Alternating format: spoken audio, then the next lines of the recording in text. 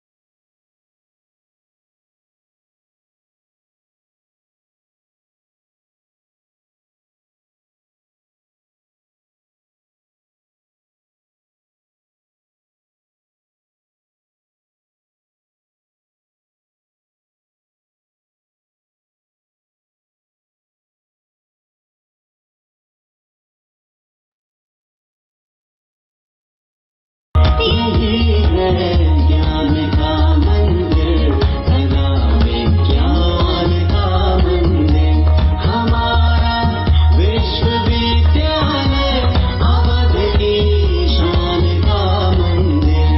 यही गंगा यही यमुना, यही है भारती वासर, त्रिवेणी है यही अपनी, मिले हैं शिव सुंदर। यही तीर्थ यही संगम, यही भगवान का मंदिर, यही है ज्ञान का मंदिर, कला विज्ञान का मंदिर। हमारा विश्वविद्यालय अवध की शान का मंदिर। हिमालय से दरिया बहाती पुण्य की धारा, लुटाता ज्योति का सोना, जहाँ सूरज था सहारा। जहाँ श्री राम का घर है, जहाँ हनुमान का मंदिर, वही यह ज्ञान का मंदिर, कला विज्ञान का मंदिर। हमारा विश्वविद्यालय अवध की शान का मंदिर। कथा रघुवंश की कहते, जहाँ के फूल के कण कण, जहाँ थी राजधानी राम के साम्राज्य की पावन, वहीं पर है बनाए राष्ट्र के उत्थान का मंदिर। वही यह ज्ञान का मंदिर, कला विज्ञान का मंदिर। हमारा विश्वविद्यालय अवध की शान का मंदिर। कभी गूंजी यहाँ पर बाज ज़ेरों की अमर वाणी, जवानों और मुगलों की कला की भूमि कल्याणी। यही काबा यही काशी, यही इंसान का मंदिर, यही है ज्ञान का मंदिर, कला विज्ञान का मंदिर। हमारा विश्वविद्यालय अवध की शान का मंदिर। अमर शिल्पी हुआ तुलसी, बनाकर काव्य का Pushkar,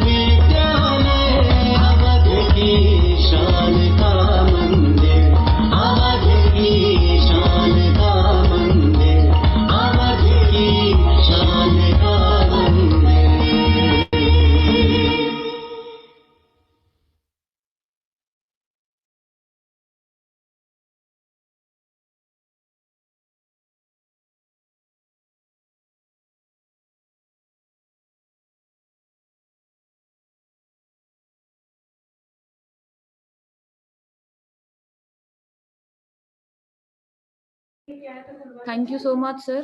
Thank you. Uh, Now we have started our session. The first session is Arjun Menon, sir. He is from Kerala. I request to Arjun, sir, to please start the session.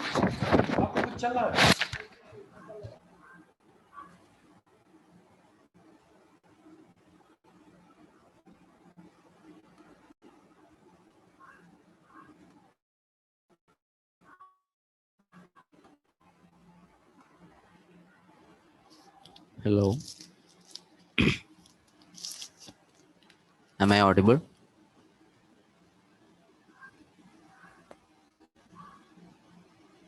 Hello,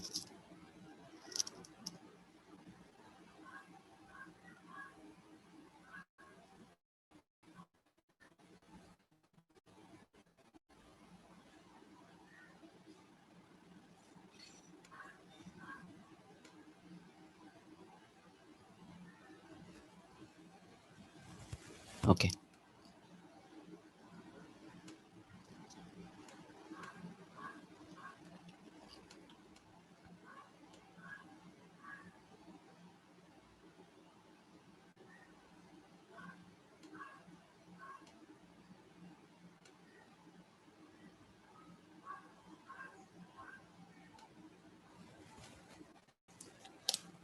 So let's start the session. Good morning, everyone. Myself, Arjun Menon. I'm a certified blockchain architect from IITMK, Kerala. I have been in this field for more than 2 years as of now. And by saying that, we'll continue this session as you might have already gone through the some ideas and techniques that is included in blockchain as the previous session was on the same topic. So let's start this session by having an overview of the technology of blockchain. As I told, you might have already gone through the basics, so I'm not going in detail of the same thing, but you will find something different in this session. Okay. So whatever doubt or if I'm going too fast, too slow, you tell me. I'll be continuously replying to chats. I'll be readily available to clear your doubts. So please be alert and please join the session with all your concentration. So let's start by saying or discussing about blockchain.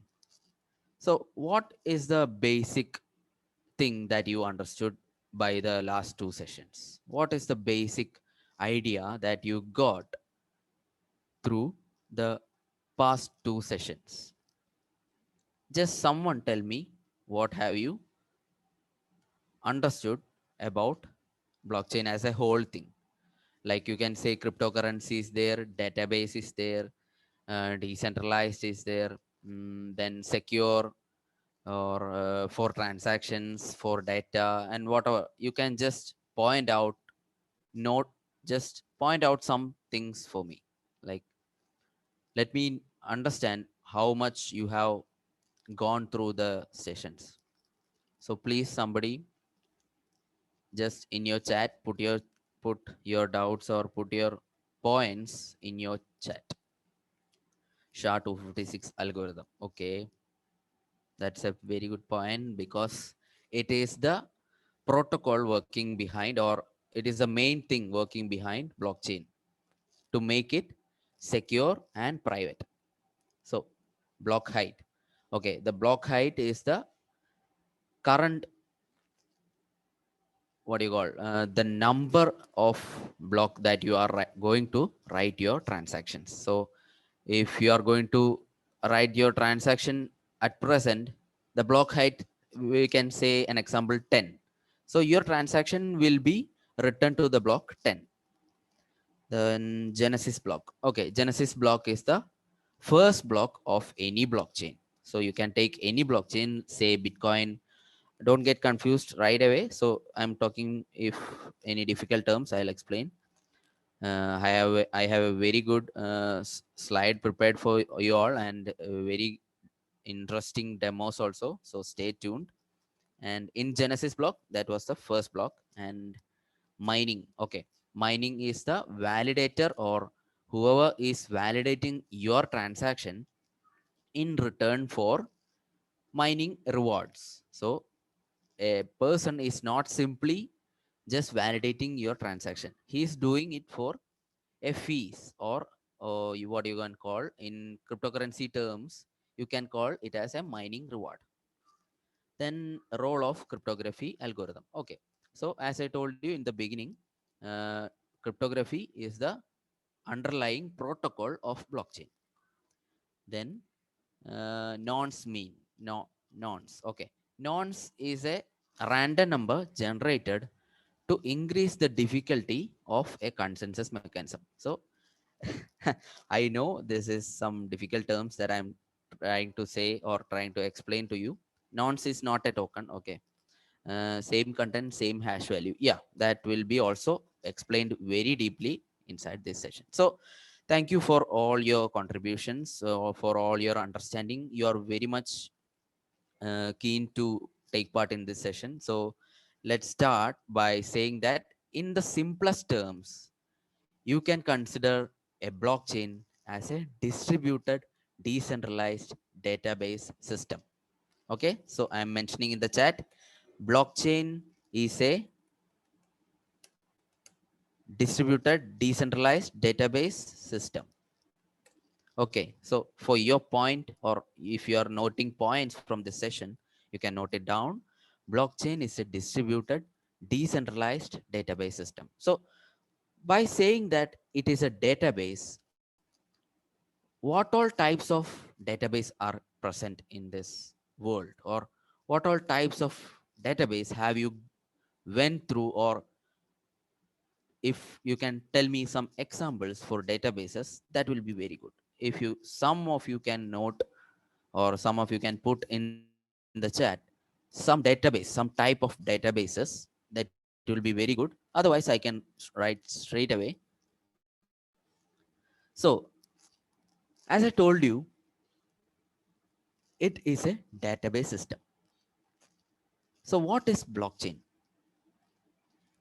It can be described as a data structure that holds transactional records while ensuring security, transparency, decentralization, and distribution.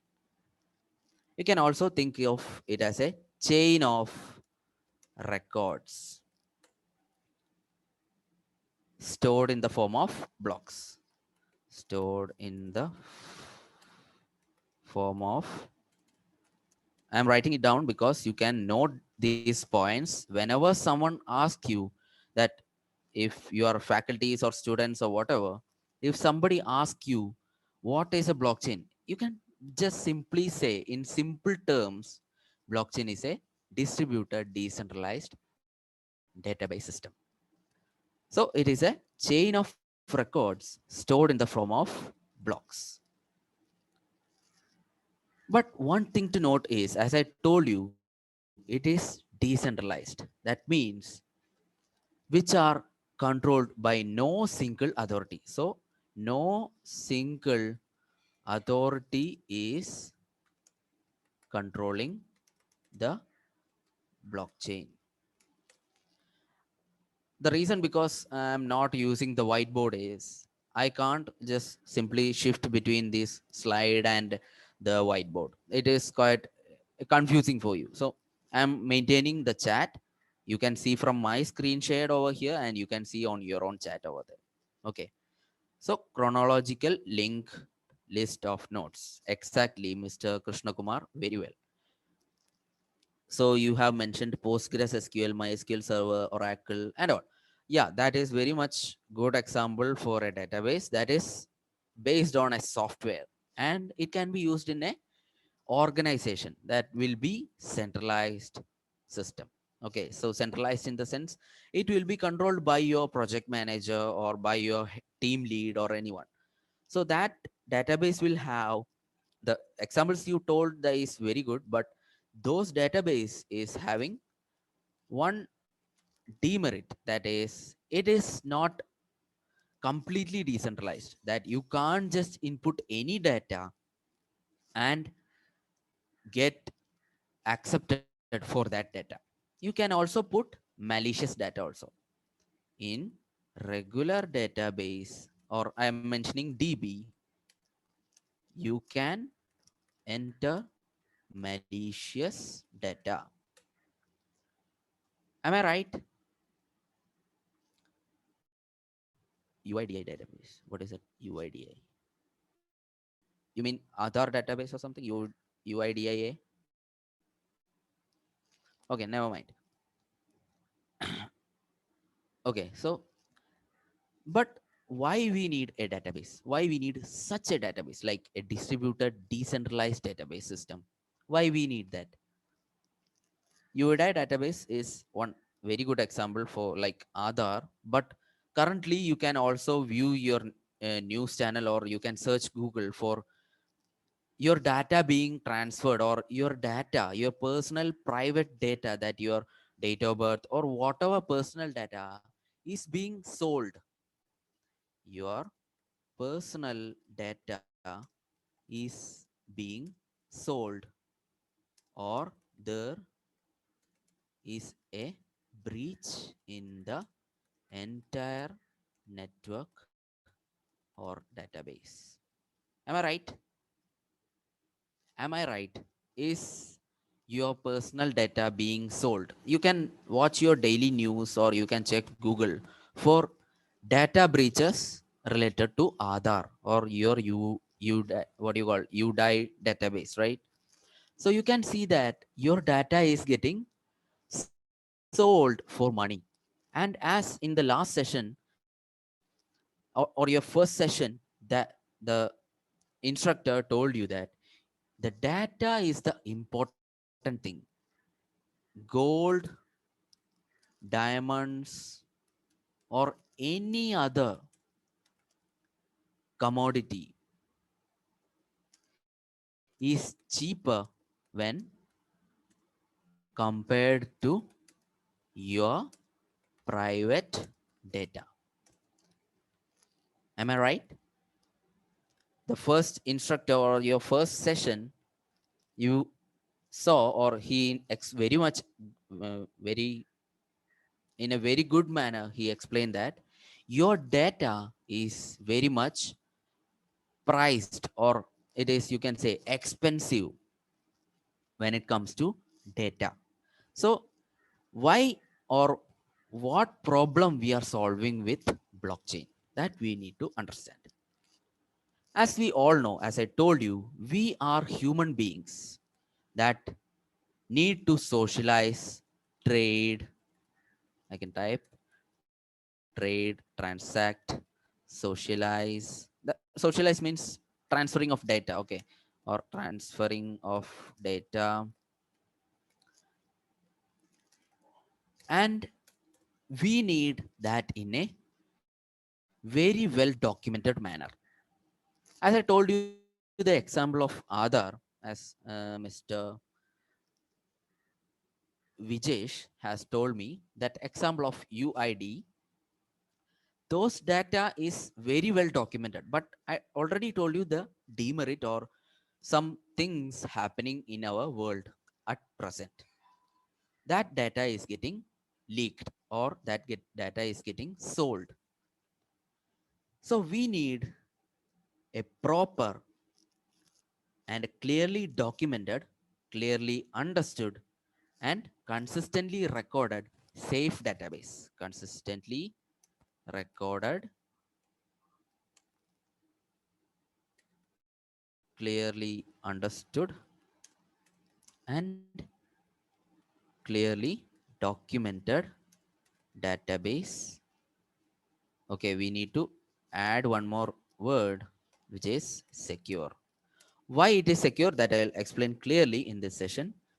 So why and what we are solving with blockchain? If that question is asked by someone for you, you can say that the world is full of people who need to collaborate, trade, transact, socialize, data transfer. And to do that, we need to know, or we need to make sure that we have certain consistently recorded, clearly understood, and clearly documented secure database. So you got the answer of,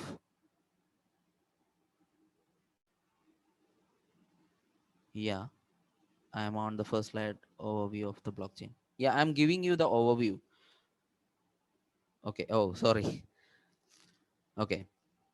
So that's why the reason of why and what we are solving with blockchain.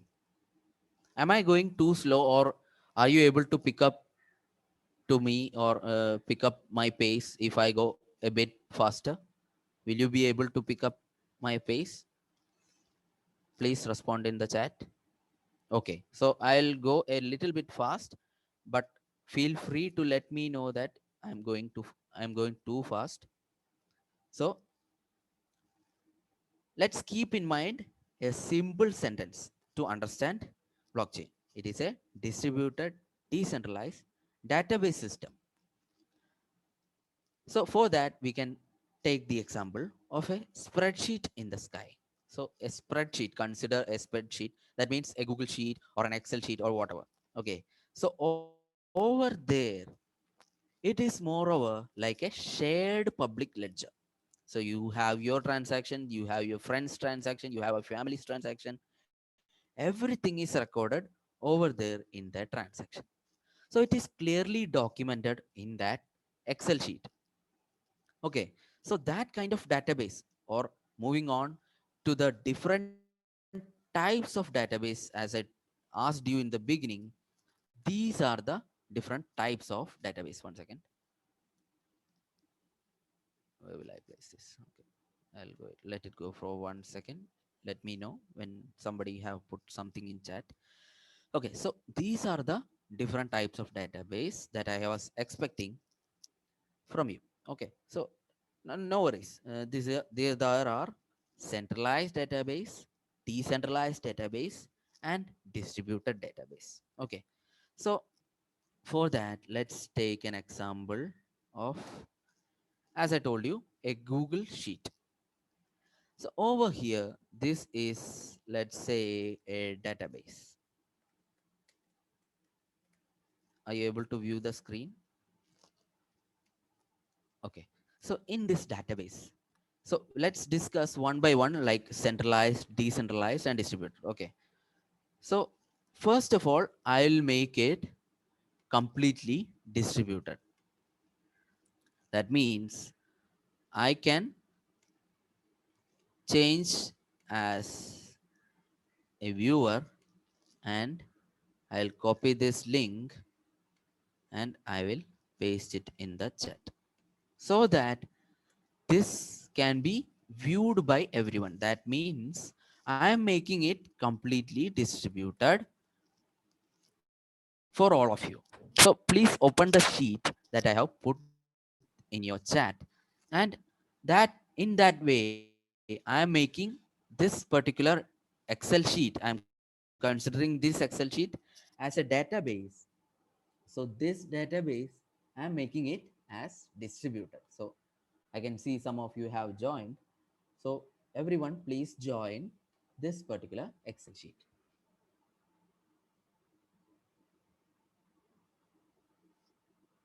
Click that link and you will be directly taken to the Excel sheet. Okay.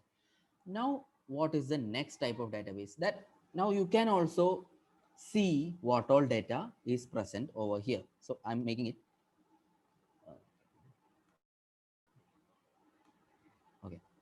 I am typing in over here sample data. So what are you guys able to see over here will be the same thing as I enter over here.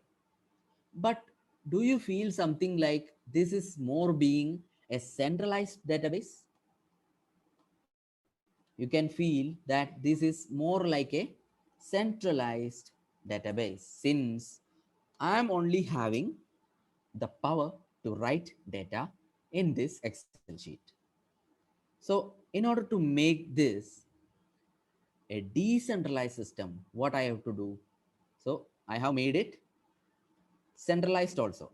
Now, for your better understanding and of the concept of decentralized, I am making it available to all of you. Like you can also edit in this sheet. Now, any one of you can enter any data. So that by making this Excel sheet as decentralized. Can someone enter some data over here in this column?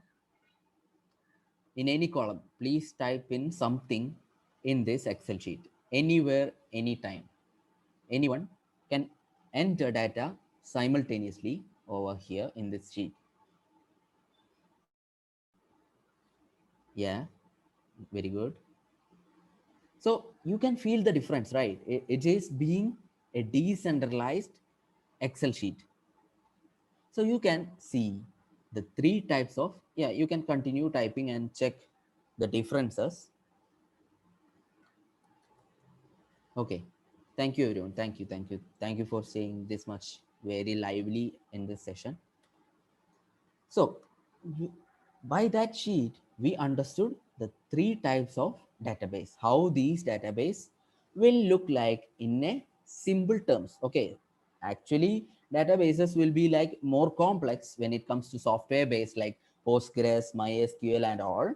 But for a very better understanding, I am taking the example of the sheet.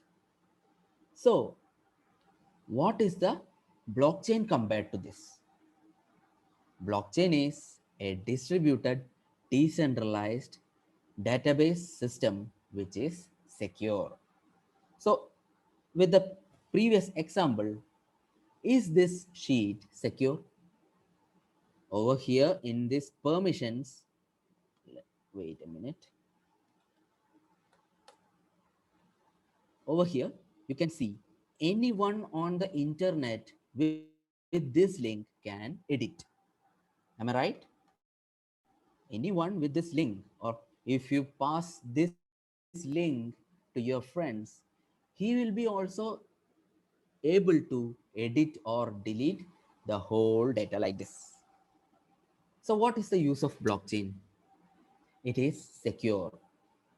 So there will be some protocols, right? So in order to make this much secure than anything.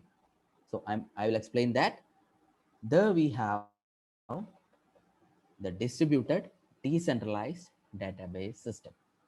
So for that, we have mainly three protocols which are present inside blockchain, which is cryptography, P2P network, and game theory.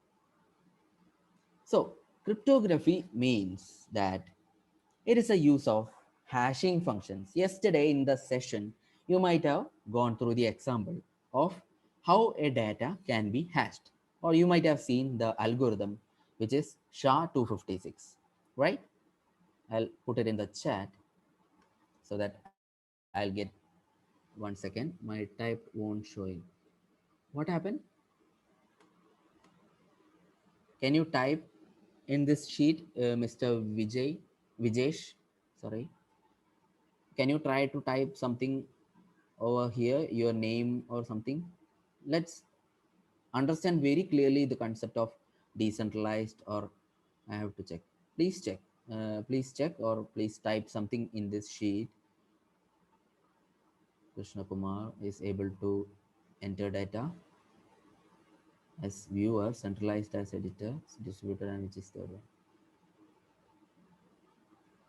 Centralized in the sense it is only centralized to me. Like I'm only having the power. That is by means of centralized.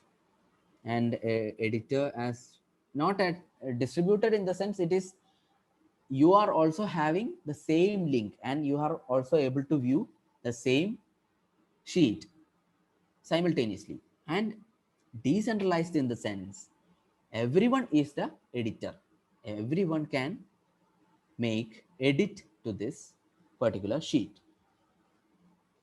So that's what the point I was trying to make. So the protocols which are cryptography, P2P network, and game theory that we'll discuss. So protocols which are cryptography, P2P network, and game theory. You will be wondering what is a game theory. This is a new coined word or something that you are hearing it for the first time, not in your previous session. I made it sure. Okay. So cryptography, you might have heard in different terms, but this game theory you will be hearing for the first time. Okay. So some of you will be already knowing that. I will leave that. Okay. Cryptography is the use of hashing functions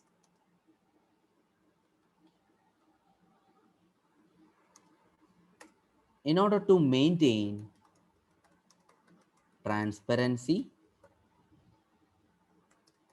privacy to a piece of shared info. Do you get that? Do you get my point? One second. Format it. Text wrap. Right. Okay. So protocols. The first one is cryptography. It is a use of hashing functions in order to maintain transparency, privacy to a piece of shared information. So let's see in everything in a demo in the upcoming slides. So I hope everyone understood. In a brief, let's discuss in a brief that cryptography is the use of hashing functions in order to maintain transparency, privacy to a piece of shared information. Next one is P2P network or peer to peer network. Okay, so in a peer to peer network, everyone is connected to the same network, or in by definition, the peer to peer network, or in short, the P2P network, is a cluster of client machines, cluster of client machines connected to each other in the same network. Okay, so hope you understood that's a simple idea where everyone is connected to the same network. Then comes game theory. Otherwise, you might have heard the word called consensus. So that's what it is a bit tricky when it comes to blockchain. The game theory, it is none other than the certain rules which need to be followed while validating and making transaction to follow the mechanism of blockchain. So for example, let's take the game of chess. How many of you have played the game of chess? Please tell in the chat. Yeah, you might have at least heard or played once in your mobile or in your laptop. So, in that game of chess, you will have followed some certain rules where a bishop should move, where a horse should move, or an elephant should move. That all set of rules are properly documented, right? Or whenever you are playing a game of chess, you need to know the set of rules. Similar to that, in blockchain also, you need that you need to understand and obey those rules, or that rules need to be followed while validating and making a transaction to follow the mechanism of the entire blockchain. So hope you understood the three concepts. Wait a minute. Here, set of rules which need to be followed while making a transaction never mind the spelling mistakes, I'm typing too fast. Transaction or validating a transaction, let's say txm. Okay, so I hope you got the idea of the three protocols lying behind blockchain. So moving on, I told you there is a consensus algorithm available. It is a rules or process which is used to achieve agreement on a single data value. So in the game of chess, as an example I have told you, in that chess we are agreeing to those rules. That means we are agreeing that elephant, whenever we are playing, elephant will move only diagonally across its own respective colors. If the black elephant is sitting on the white column or white cell, he will be able to, or that elephant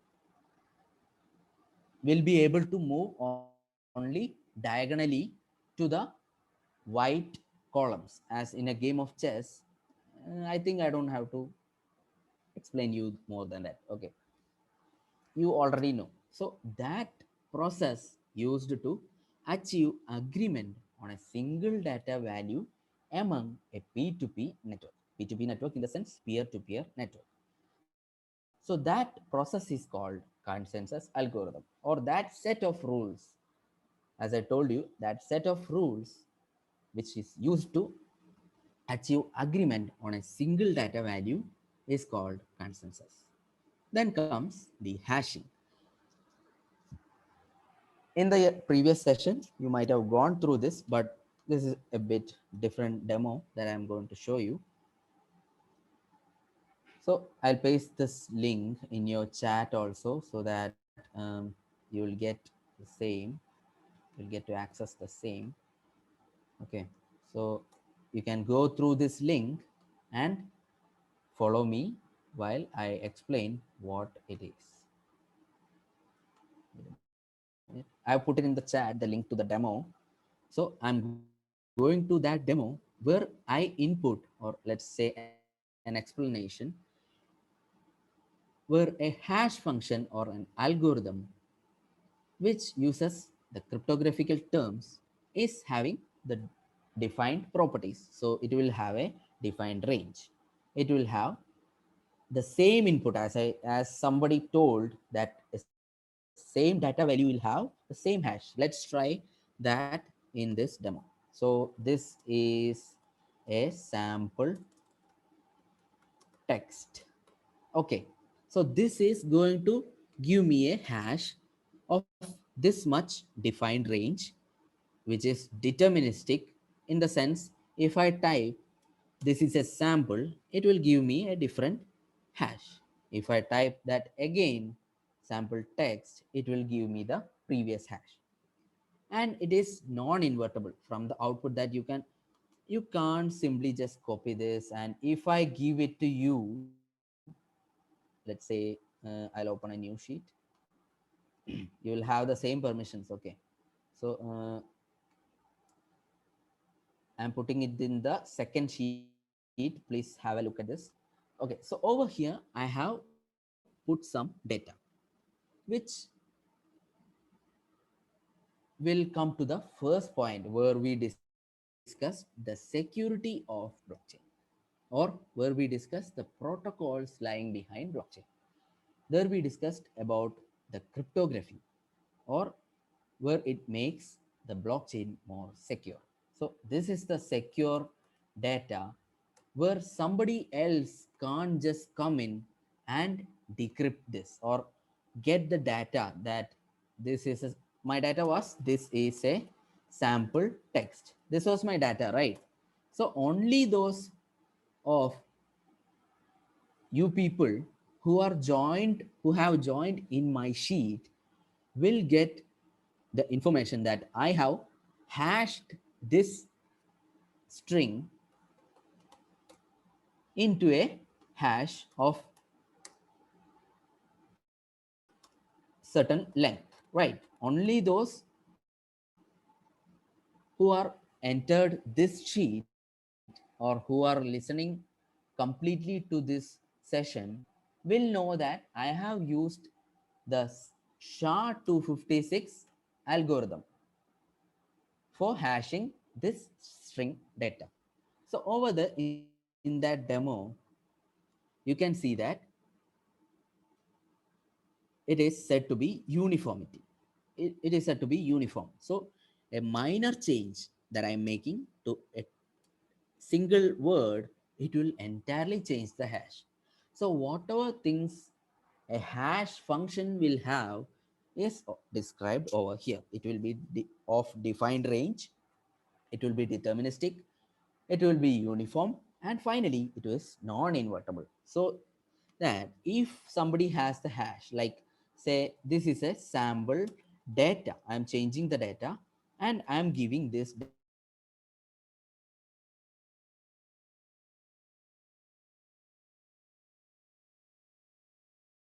to whatever what algorithm I have used, or even though you know the algorithm that I have used SHA-256, you won't be able to decrypt the message simply out of this data, since it is a one-way transaction or a one-way method where from the output you cannot calculate or guess the input.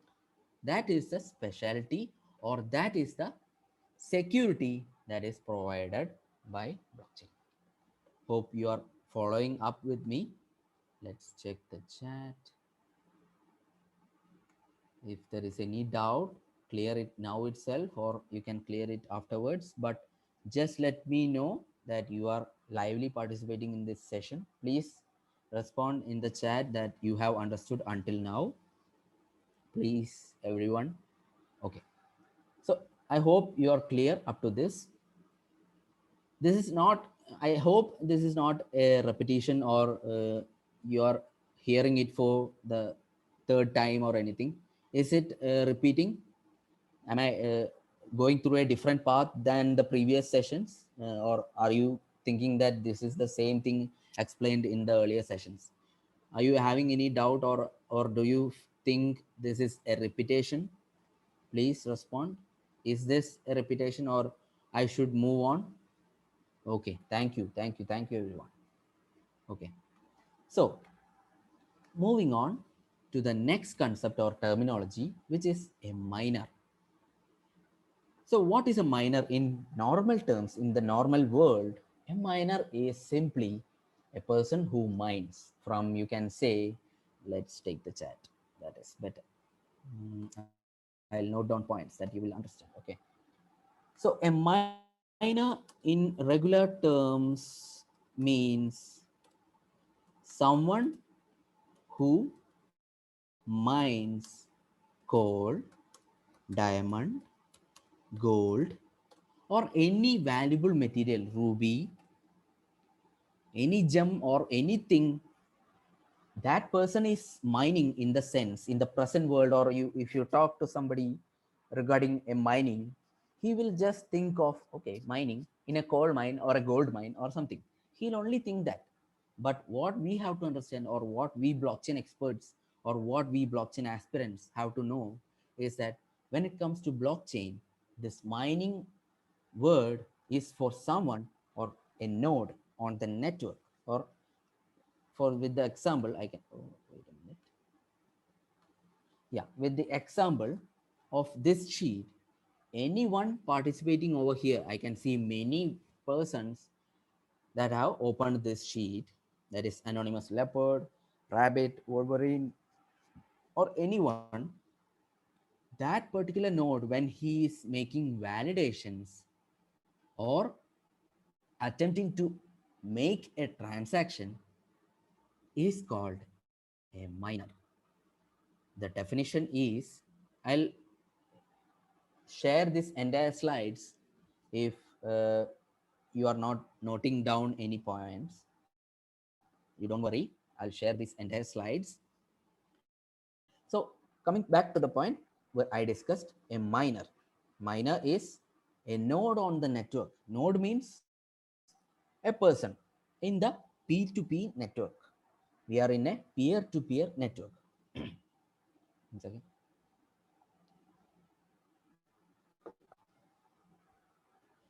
So in that peer-to-peer network, whoever is trying or attempting to add new blocks to the blockchain, that means already making validations to the present blocks, he is called miner.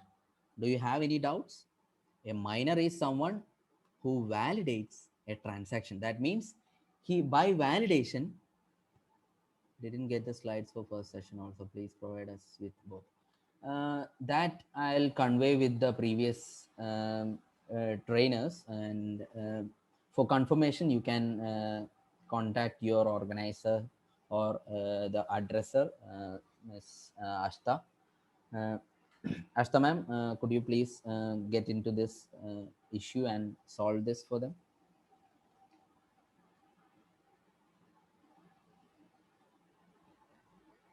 Okay. So I'll surely share this sheet or share this entire slide by the end of this session.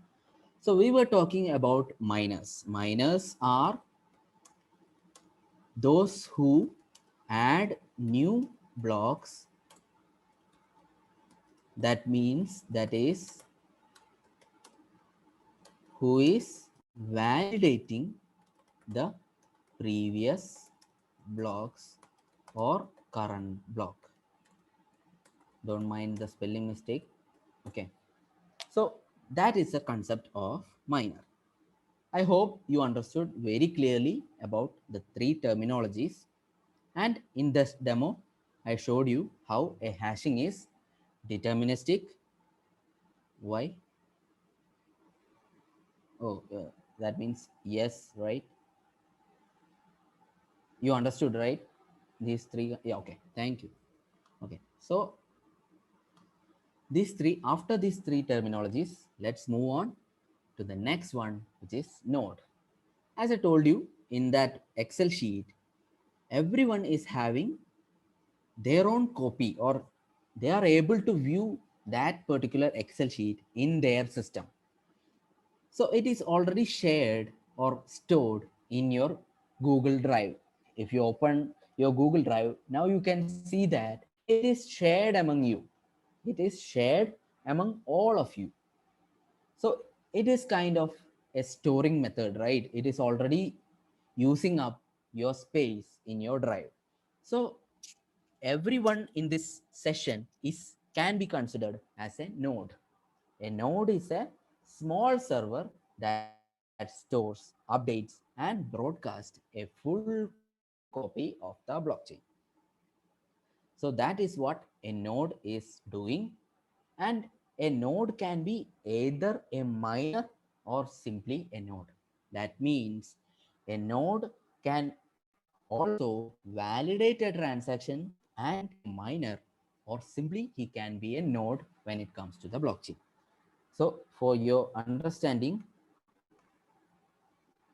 node nodes can be either miners or simply a node that stores and updates data from blockchain. I hope that is pretty much clear. A node can be a miner where he validates a block and he gets mining reward, that we'll discuss in the coming sessions. And also he can be simply a node. Like if somebody is has joined this particular sheet and he is doing nothing, just like he's not typing anything or in any of the columns, he can simply be a node and store all of these data in his drive, or he can validate this data. That means understand this data and make your acceptance with the same data. So that's what a node, that's what the concept of node. Then comes Genesis block. That is a very simple concept. It is the first block on a blockchain. So let me give you a fun fact that this is the Bitcoin Genesis block. So you can see over here, it contains the hash, or it contains some raw hex version of some data. It can be a transaction, it can be a data. And why Bitcoin Genesis block, or it is created in the year of 2009, when the first block of Bitcoin was mined, it contained this text. Over here you can see the times 3rd January 2009, Chancellor on the brink of second bailout for banks. So this was the demo was shared in the Bitcoin Genesis blog. I hope this is a new thing for all of you.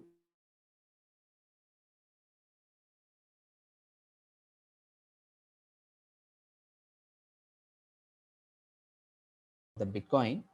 So don't worry. So that is the concept of a Genesis block.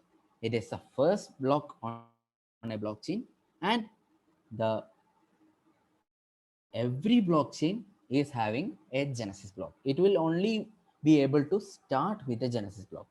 So in tomorrow's session, that is assigned to me, over there we will create our own blockchain. So there you will get to know the hands-on experience of how you are writing a Genesis block. So I'll explain everything over there in that session. In detail demo will be there on the tomorrow session. So please try to make up to that session. Don't miss that session. I'll be explaining more demos over there about wallets, about a transaction, about how you can get Ether, Bitcoin, or any cryptocurrency for your application testing purpose. Okay, so tomorrow's session will be having more demos. Okay, today's session I am going through the very basics and to make you understand the core concepts of blockchain. I hope everyone is copying me, getting my response. Yeah, okay, okay, okay. Moving on to the next concept. Wait a minute.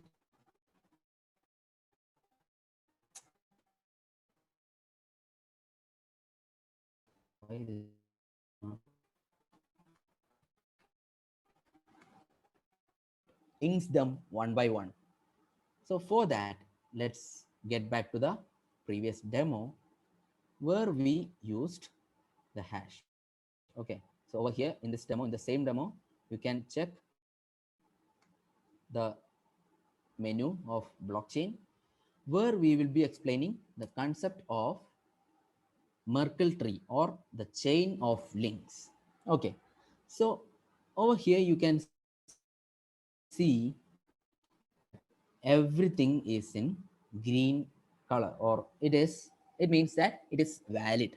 That means yesterday in that session Ajinkya told that the hash will be starting with 4 zeros. That means for every blockchain it doesn't need to be 0000. Okay, so whatever data we enter into this blockchain, let's say first block is having a data.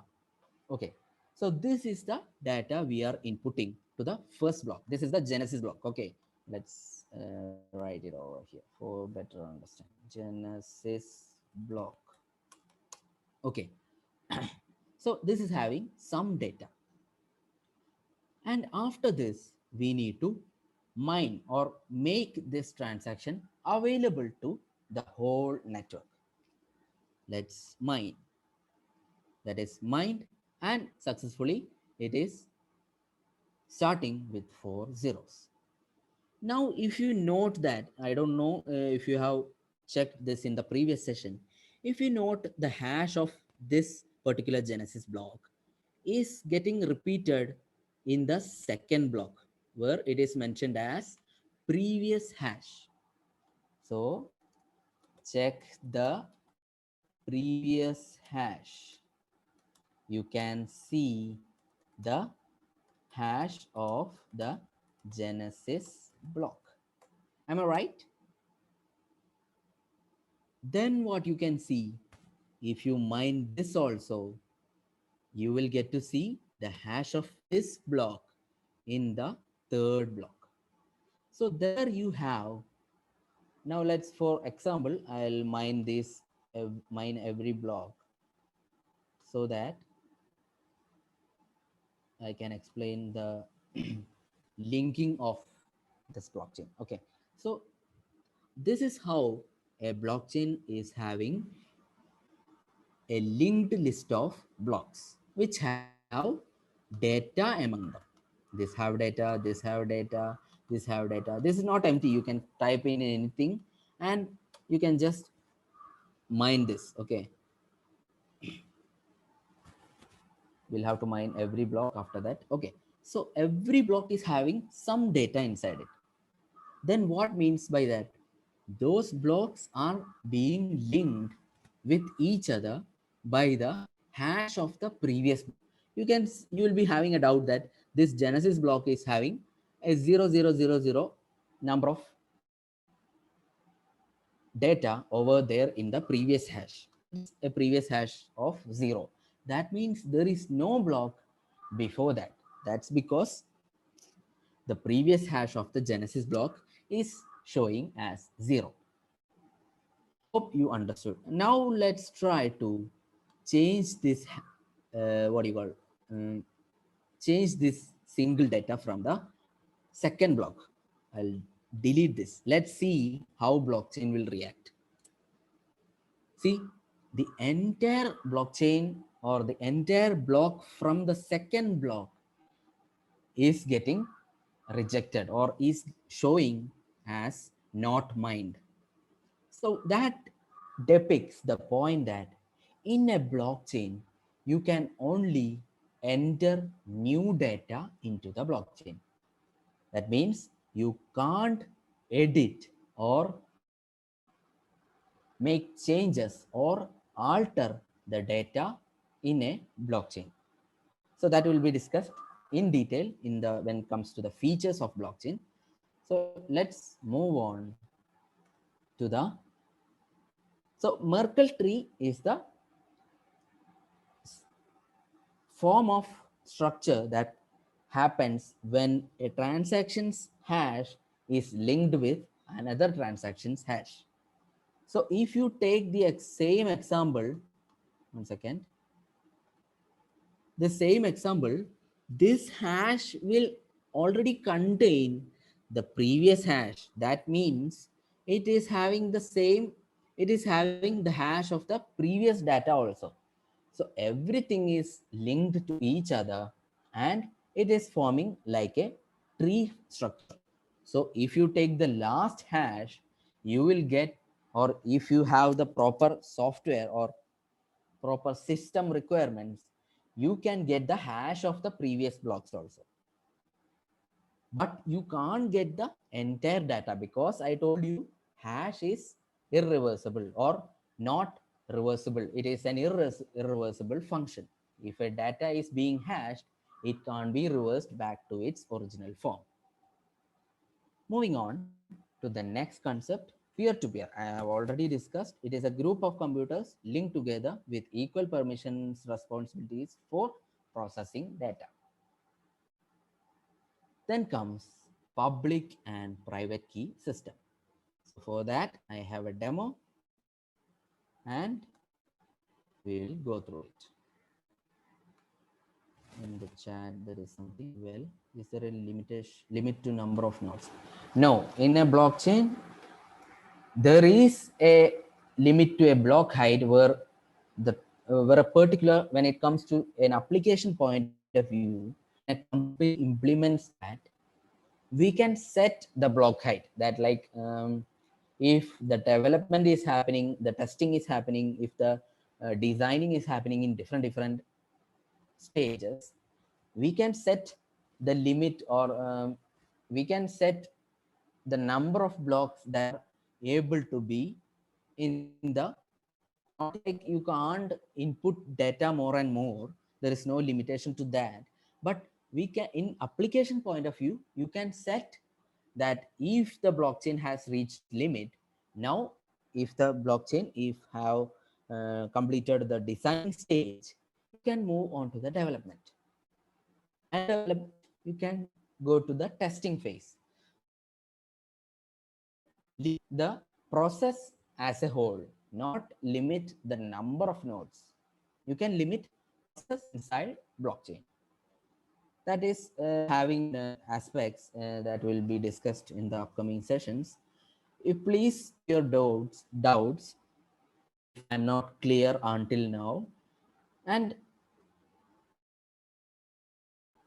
for the present demo, share this link. You can go through it and we'll see that demo. 1 second. Okay. Over here, why is this not going?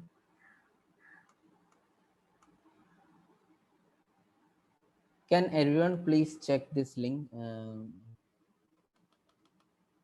What happened?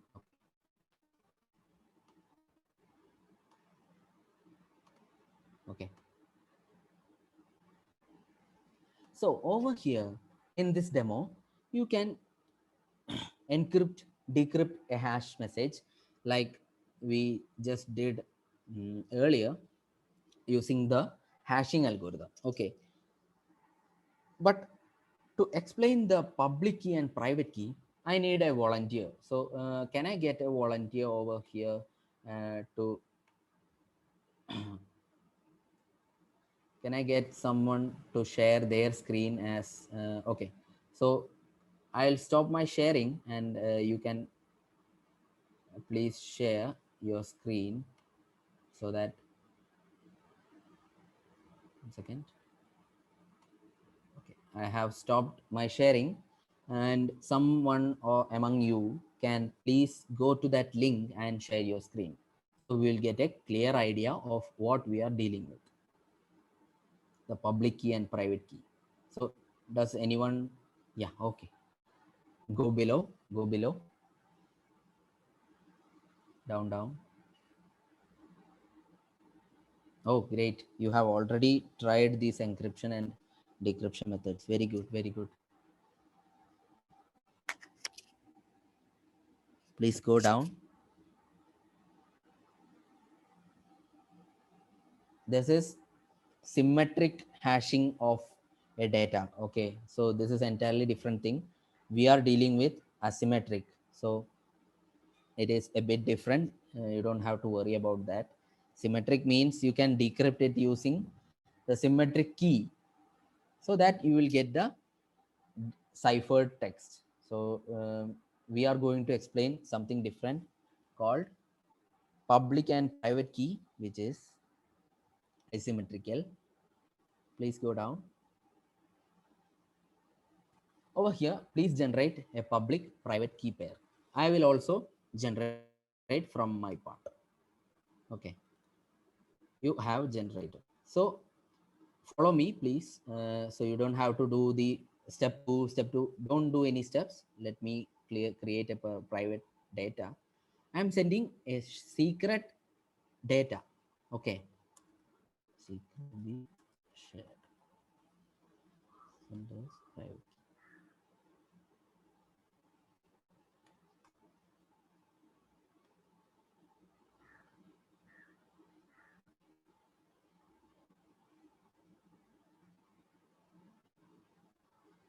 For understanding the difference, I'll share something in the chat.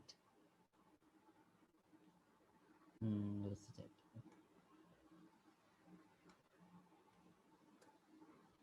So, can anyone copy this text that I have pasted over here, over there in the chat, and paste it over in your demo?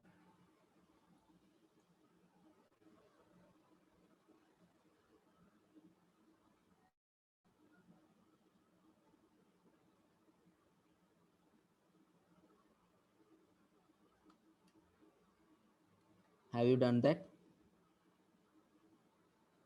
Not signing. Below.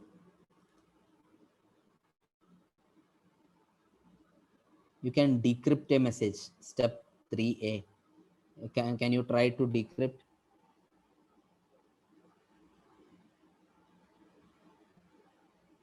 Decrypt. This is encryption. Yeah. Try it. Let's find out. You can recipients, senders, public. Try to decrypt that. Okay. So that is not that much viable, or that is not able to view my original data. So what we have to do, we have to encrypt using the recipient's public key. Okay, we have to encrypt a particular message that I will show you. I am encrypting a message using Krishna Kumar's, what do you call, public key. Okay, so can you share your public key, Krishna Kumar? 92. Okay, I am sending a message, and Krishna Kumar can,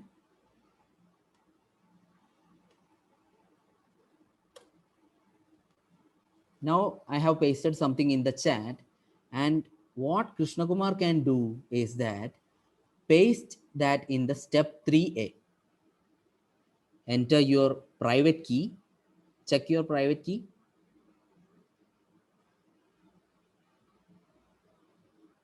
Yeah, there we successfully decrypted the data. What we have done, what I have done, I have shared this message using encryption with Krishna Kumar, Krishna Kumar's public key, so that he can only decrypt the message using his private key. If anyone else is getting in hands of this private data which I have shared in the chat, only Krishna Kumar can decrypt using his private key. If somebody have seen from his screen that his private key is 67, there's no way. We are currently in a session, right? So I have encrypted a message using his public key, so that he only can decrypt that message using private key. Hope you got the idea. But for better understanding, I can tell you an example. You have your bank account where you have an account number and your account password. So compare it to with that. You have your account number as a public key, where you can give out your public key, that means your account number, for someone or to someone in order to get money or in order to transfer money to your account. But you won't be giving out your private key, that is only particularly available, or it should be only with yourself. That is the importance of public and private key. Understood one thing? A public key is or can be shared with anyone, whereas a private key should be kept with yourself, like a bank account password. Yeah, now, sir, please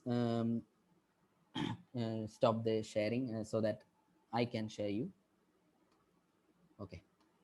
So we have to encrypt using sender without private key. We have to encrypt using both public key of sender without private key.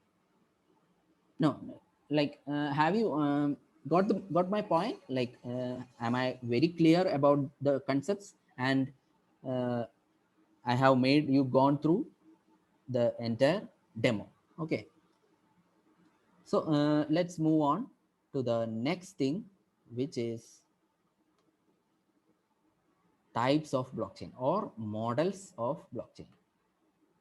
So to better understanding, let's take the example of say a governmental organization, where I'm going a bit fast since we don't have that much time.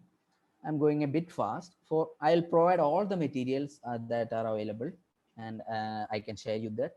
So for this, you can check this link also. I'll put it in the chat so that you can come along with me.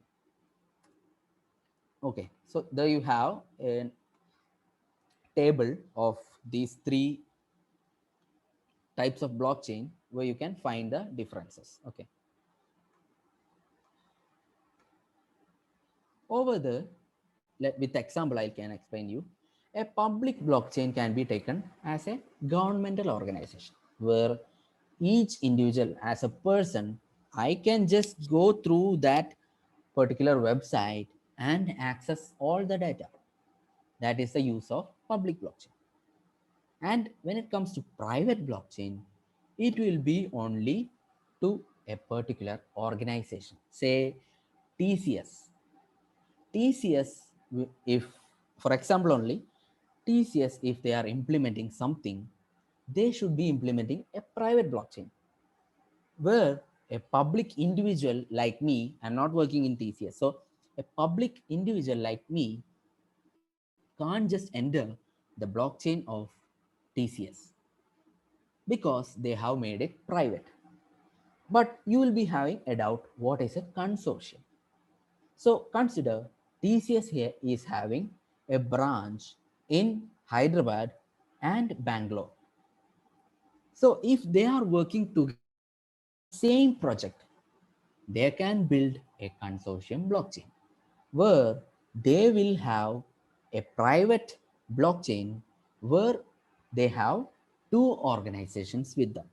So for definition, consortium blockchain is a private blockchain where there are two or one or more entities involved in the system. Consortium is having one or more authorities or organization working together. Okay, so that is the difference between public, consortium, and a private blockchain. For reference, I have given you the material. You can go through it and understand on your own. If you have any doubts, let me know in the comments, in the chat section, in my profile, in my number. I'll share everything with you. Okay. So moving on to the next features of a blockchain. This you can take a screenshot or wait. Okay. I'll make my screen bigger so that you can take a screenshot of this. Over here, I have mentioned the different features of blockchain, including some particular features. That means anonymity. Anonymity, when it comes to a private blockchain, it is completely, everyone in the network is already known. So there is no anonymity in a private blockchain and a consortium blockchain. Whereas in a public blockchain, if I am casting a vote, for that example, if I am casting a vote, my data or who I have voted, it is completely anonymous. Nobody can get, or unless the organization discuss so, only the individual, that myself, will be able to know whom I have voted. Other persons will be not knowing what I have did with my voting rights. So that is the feature when it comes to the public blockchain. Anonymity is completely present in a public blockchain.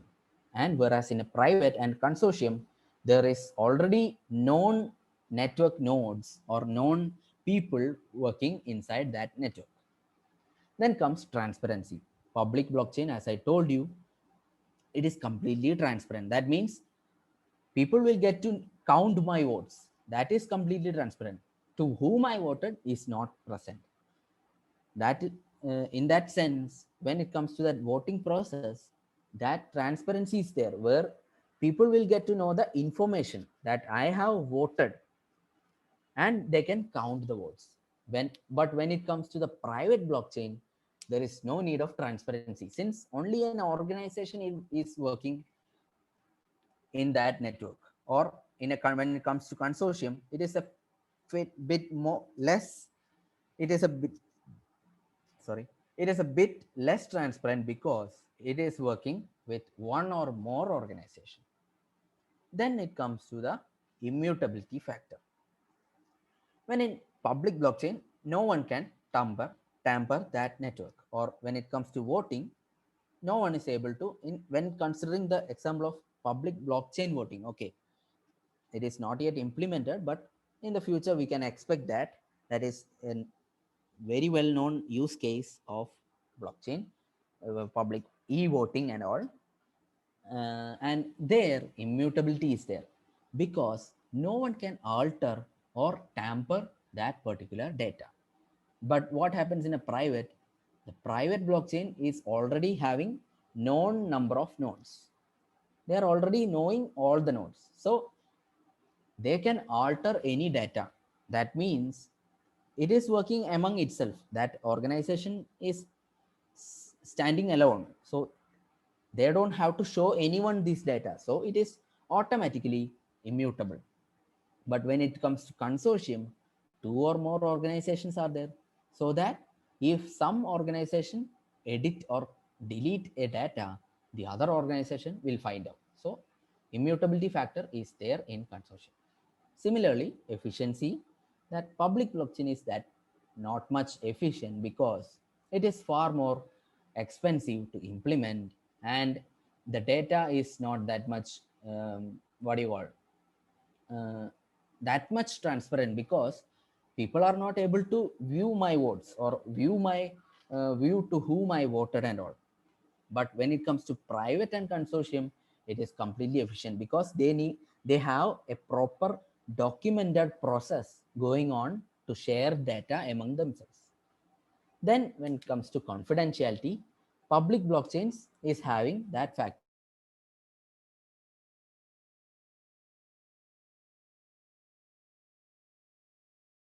tamper that particular data. Then comes private.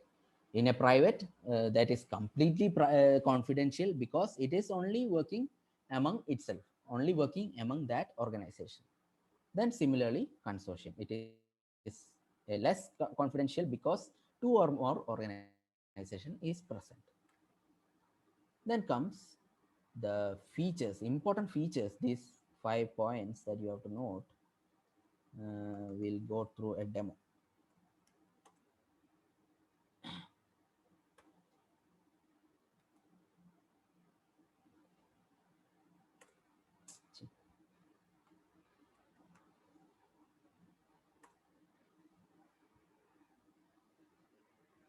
Over here, I think this demo is not explained to all of you. I'll go through it. Uh, so let's check the response. Hello, sir. Okay.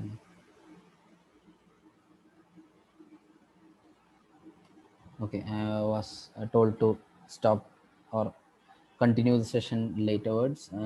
Just a few points more to make, then I'll quit my session.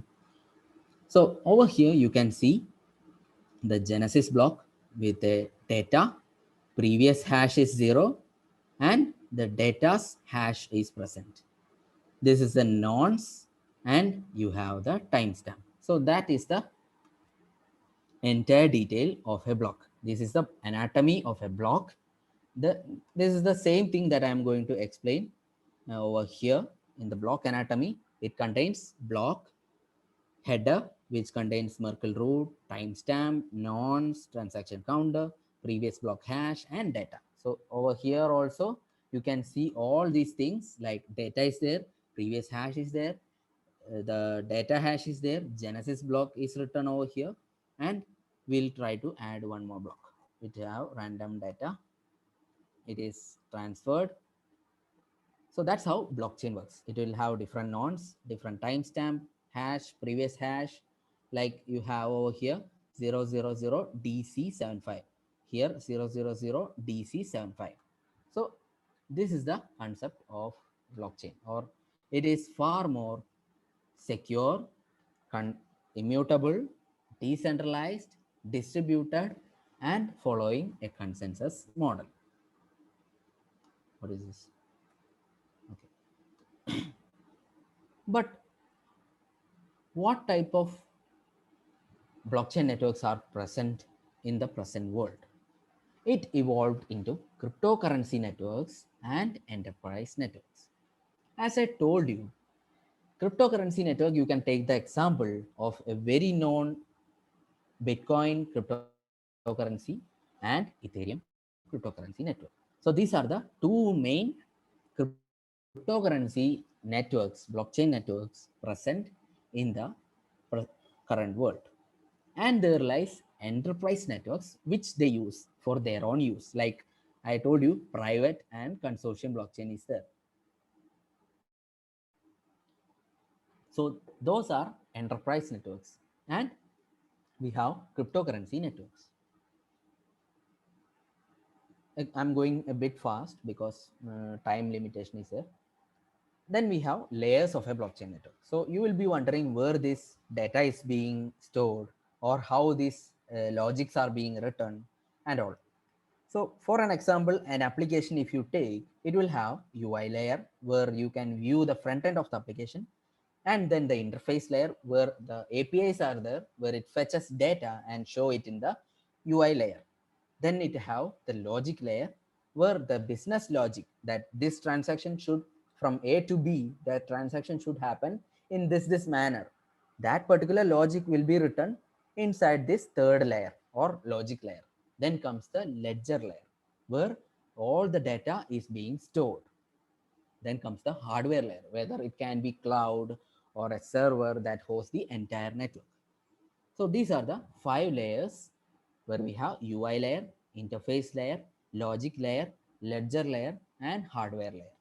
Okay, I hope you understood. This is a very basic example of an application from an application point of view. Then comes Bitcoin. As I told you, it is created in the earlier session. It was explained. It was created by Satoshi Nakamoto. It can be a group of students or developers, or it can be an individual person. We don't know who it is. It is an alias. Sorry, it is a fake name given to an organization or a person. We don't know who that is. It is not yet proven. Then Bitcoin is a cryptocurrency present in the Bitcoin blockchain. Similarly, I'll type something also over here for your understanding. Ether is the you yesterday I think you had this doubt. Cryptocurrency present in Ethereum blockchain. Okay.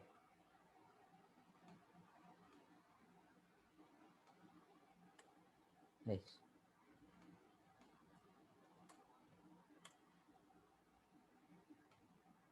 So I hope you understood the difference. Bitcoin is the cryptocurrency present in the Bitcoin blockchain, and Ethereum, Ether is the cryptocurrency present in the Ethereum blockchain. Both are public blockchains. Then we discussed the block anatomy. We have consensus mechanism. So for reference, I'm sharing you one thing. This will be far more easier for you. I have shared. Mm, Over here, we have proof of work, proof of stake, and proof of capacity. These are basically 3 types of consensus. We have many more types of consensus mechanisms. So for the brief explanation, proof of work is having a difficulty, or like we have to solve a puzzle.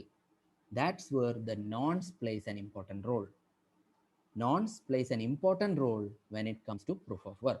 So Bitcoin is having proof of work mechanism. So I'll write down Bitcoin. And in the Ethereum latest version that is released in released yesterday is having proof of stake. So until now, until yesterday, it was having proof of work Ethash protocol. Okay, so I'll note it down. Proof of work POW Ethash was the consensus of Ethereum until December 1, 2020, because Ethereum 2.0 is launched with proof of stake. Proof of stake. Okay, so that's the recent update that I'm giving to you. Then comes proof of capacity. It allows sharing of memory space of the contributing nodes on the blockchain. So these are rules where people will get the right to validate the nodes. So by proof of work, if nodes will be like in a competition method where they will be participating in a competition where they will solve a puzzle in order to validate the block. But when it comes to proof of stake, it involves the allocation of responsibility in the maintaining of public ledger to a participant node in proportion to the number of virtual currency tokens held by it. In a network, I am having more money, the proof of stake in the sense, if that network is implementing that consensus protocol, they will have the maintain or the responsibility to maintain the public ledger. Those who having more number of virtual currency token. When considering the proof of capacity, it is mentioning that the person who is having lot of hard disk space is considered to be the validator of a particular blockchain network. Then we have some use cases that I have provided for you. I'll also put that in the chat. So for your better understanding, you can see real life examples for blockchain, use cases for blockchain. I have posted that in the chat. You can screenshot this, and it is a simple concept of how we use blockchain in these sectors. Aviation sector, where we can claim insurance for a flight delay, or when it comes to health sector, it will be like provide critical medical care for unidentified accident victims. So it will be a secure public blockchain network. And when it comes to governance sector, it will be the files or documents shared among the citizens in a secure manner. So these are three examples or use cases. Then you can go through the what I call blockchain use cases, real world blockchain use cases, and see wherever it is implemented, where which country it has implemented, and what all domain it has been implemented. So you can see over here waste management, journalism, land registry, insurance, mobile payments, border control, railways, energy, taxation, music, fishing, supply chain, whatever field you take, you will see an example or real world use cases. So that's all for the today's session. I hope you have understood. Let me present one last thing to get your attention. Please have a go look at this. This is the summary of what I have explained. Someone is trying to change it. You don't rewrite it. Instead, the change is stored in a new block, and it is linked to the previous block with the hash and timestamp. A non-destructive way to track data changes over time. So there lies a distributed, decentralized database, secure system of blockchain. Thank you, everyone. Thank you. Thank you for being lively in the session. Contact me for more details, more of your doubts. I'm very much eager to answer your doubts. This is my LinkedIn profile. You can go through uh, your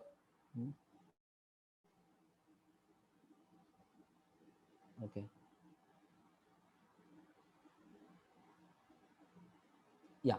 So make your suggestions, make your what do you call it, reviews, make your comments, make your doubts, everything in this chat. I'll be watching this.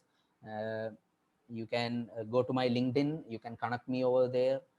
You can send me messages, I'll reply as soon as possible. I'll clear your doubts. You can connect me through my number and my email ID, obviously. So thank you, everyone. Thank you for being a live audience.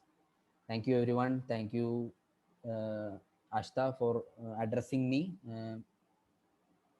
Your Instagram. Okay. I'll share my Instagram ID over here. You can search for arjun.exe. So that's my Instagram ID, arjun.exe. So you can search, you can find me over there. You can find me on LinkedIn, connect me over there. So we'll take you.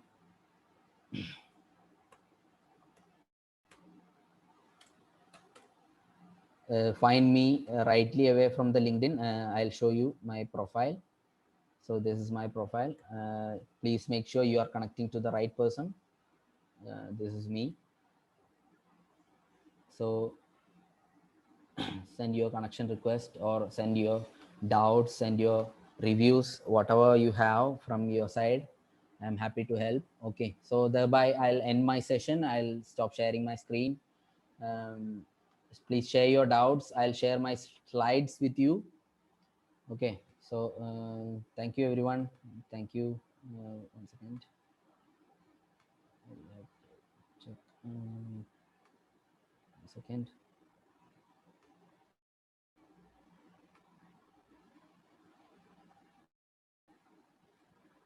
Okay, thank you. Thank you for the wonderful comments. Vijay sir, Srinivasa sir, Nimpak. I don't know it's a name or not. Thank you. Connect me through Instagram, LinkedIn, whatever phone number you have.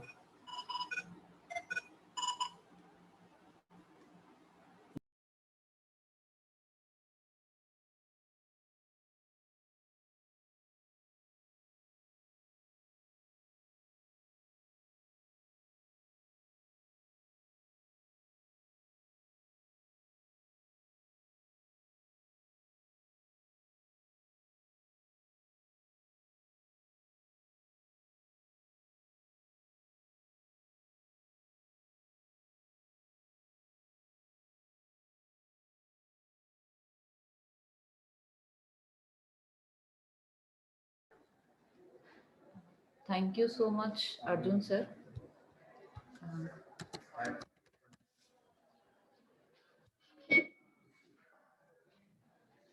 Sir, your session is extend to 12:30, so please continue. Okay, one second, Ashta. Yes, sir.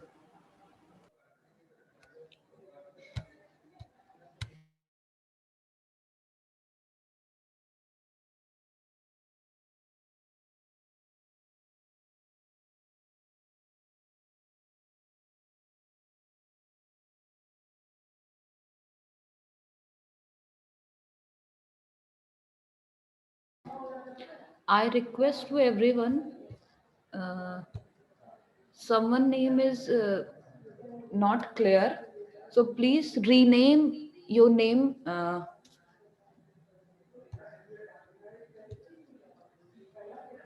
Someone is Lenovo AD, so please rename your name.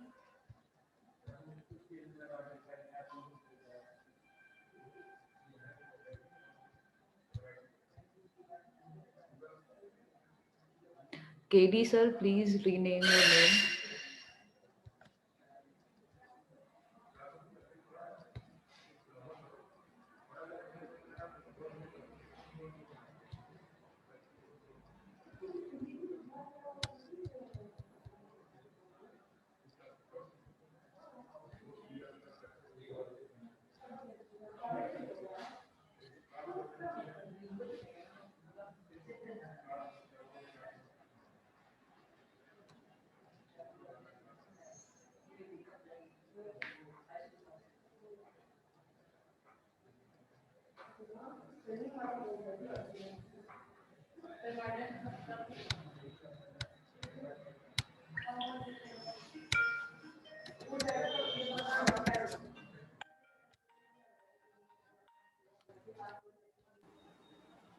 Okay, I was asked to take on one more session. So I hope everyone is with me still. 55%. Are you everyone still with me? Stay connected, stay live. So we are starting the second session also right away. I hope your everyone is very much interested and is eager to know what all details are lying behind blockchain more. I'll explain. Far more demos are being are will be presented over for you. Thank you everyone. Thank you for your positive response. Ashta ma'am, thank you for extending my session. And I think the second session was also transferred to me. Yes, sir. Okay. So okay, thank you. So I'll continue my session. So until now, what have you understood? Please let me know. What have you understood? Just share your notes or just share your points, valuable points I need right now. I need your valuable points. Just whatever you have, please share in the chat. Okay. Anyone, please share your, as I'm seeing, I'm expecting a more lively audience in the upcoming session also. Please, core concepts of blockchain. Okay. More. People, respected dignitaries, students, everyone, please comment your reviews or whatever points you understood. Please note down in the chat. Let me analyze what you have understood. Technology behind blockchain, that is right. Data can be stored with security on blockchain. Yep, that is right. Security features of blockchain, right? FPGA, FPGA, FPGA. That is algorithm, right? Hashing algorithm.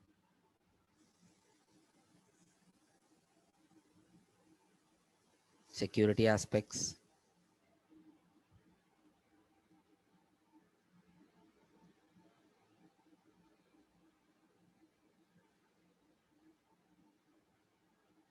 Immutable, secured, uneditable chronological chain of blocks in the form of linked list data structure. Correct.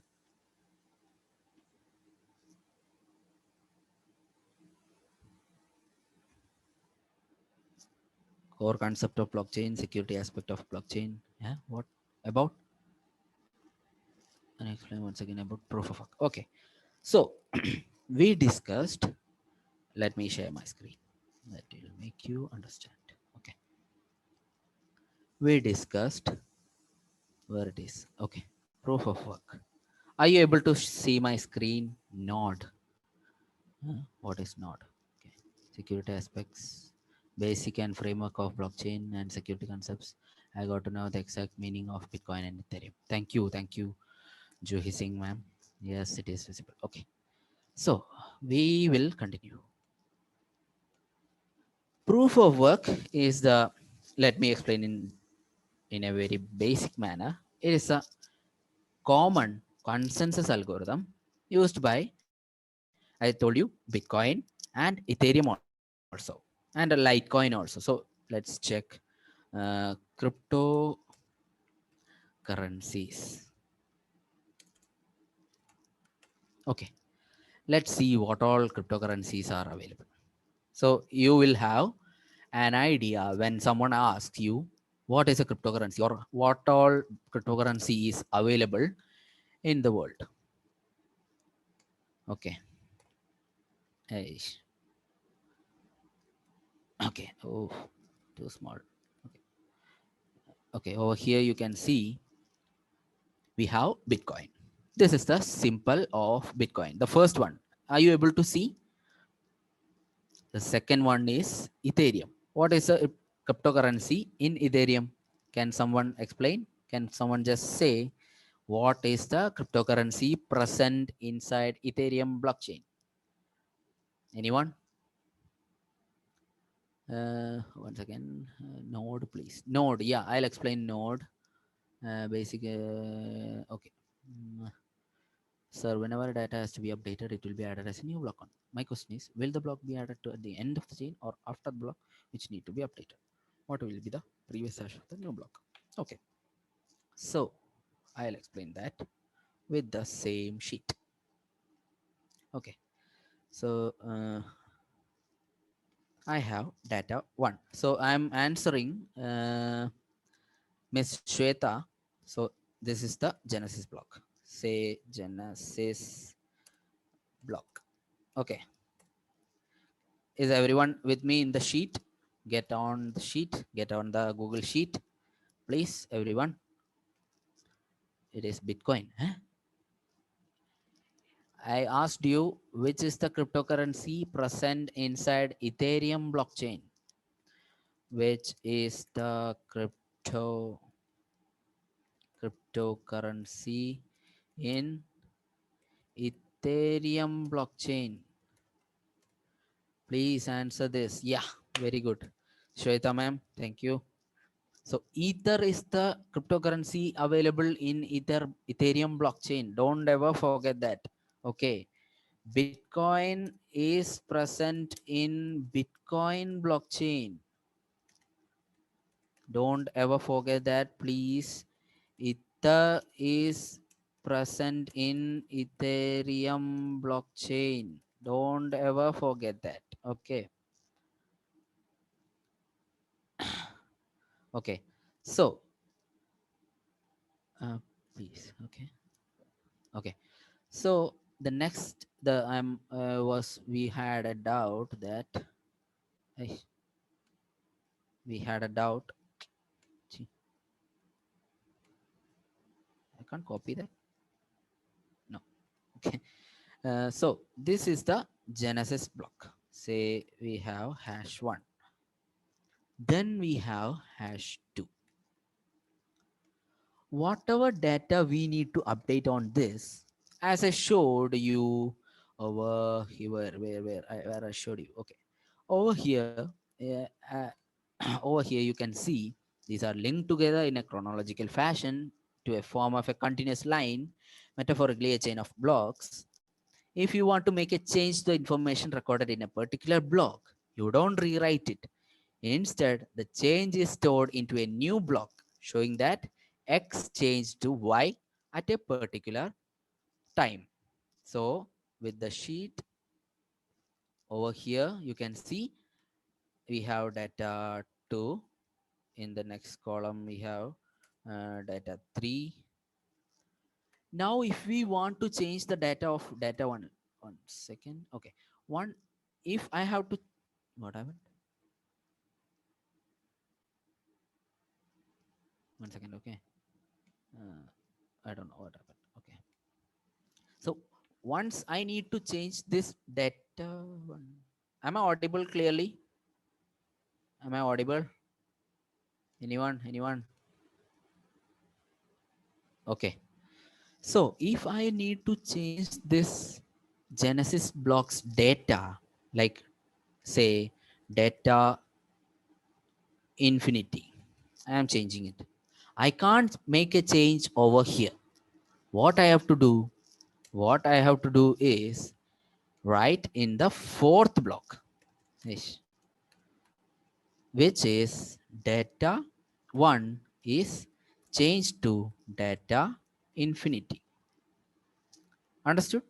It will be written as that hash will include over there, and I'll write it in the next column, hash of the previous hash of dollar number third block, and what it will have, timestamp, and what it will have, it will have nonce.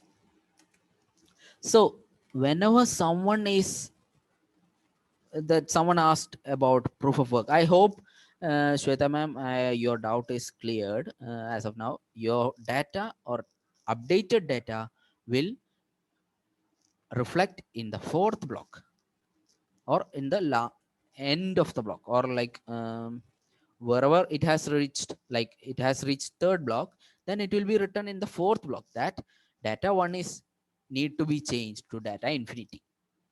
So that will be represented as block 4. Mm, okay. That's how blockchain will be written. Okay. I hope your doubt is cleared. Now, what we had a doubt is proof of work. For that, proof of work. We'll write proof of work over here, and every block will have a nonce. This will block will have a nonce. This will block will have a nonce. This also will have a nonce. This will also have timestamp. Okay, don't forget that fact. Everything will have a timestamp. Genesis block including will have a timestamp, but this won't be having a previous hash. But second block will have a previous block hash. Control C, Control C, Control C. Okay. Oh, that is already written over here. Control V. Okay. So, what happens with the proof of work consensus is the person who is validating, or the miner who is trying to validate a transaction, say a transaction from A to B. So, whenever a person A makes a transaction of $10 to B, he will request that transaction, or he will make that transaction request. So we can write over here, A will make a transaction request to B for $10, or he is making a transaction. For that, that transaction request will be looking like A asking for a transaction from B. On top of this arrow mark, there will be $10 that can be represented in pictures only. So leave that. So that request will be already sent to the blockchain. I see someone of you are not joined the sheet. Please join the sheet. I'll share the link once more. If you have difficulty going in the previous chat, please join the sheet. Please, everyone, I kindly request you to join the sheet. Be with me, okay? Be live, be updated, and understand what I'm telling. Okay, please be in this sheet, then you can understand that. You don't have to see my screen and all, it's having chats and all. So you can view on your own screen, right? In your own sheet. So you can make changes over there, and just here A and B are nodes. Yeah, A and B are nodes. I'll write it down. Okay, so node A, node B in a P2 P2P network where it is connected. Well, let's check the image for a P2P network. P2P network. Okay.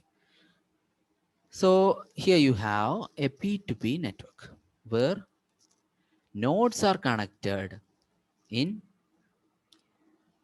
this manner. Like every node is interconnected with each other, so that everyone will get the same data. Like we have in the sheet, everyone is having this, is able to view the same data as me.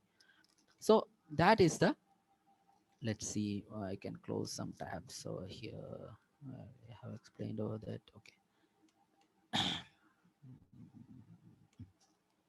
Okay, so we are all among the same network. That means we are in a P2P network. So node A makes a transaction, then node B will have to accept it. He is sending, A is sending $10 to B. So what happens? This transaction will be propagated to the entire P2P network. Understood? Then what happens? That networks will validate. Based on what?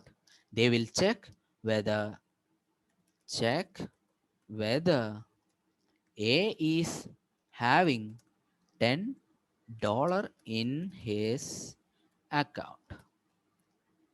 So that's what miners will have to check. Miner will validate in the sense they mean that they check whether A is having $10 in his account. So after, if that is done, verified, if that is verified, that transaction will happen only after certain confirmation. So if I say, let's take who I'll take. Okay, Shweta ma'am, is it okay or is it fine if I include this in your include you in this example? Is it okay? Is it fine?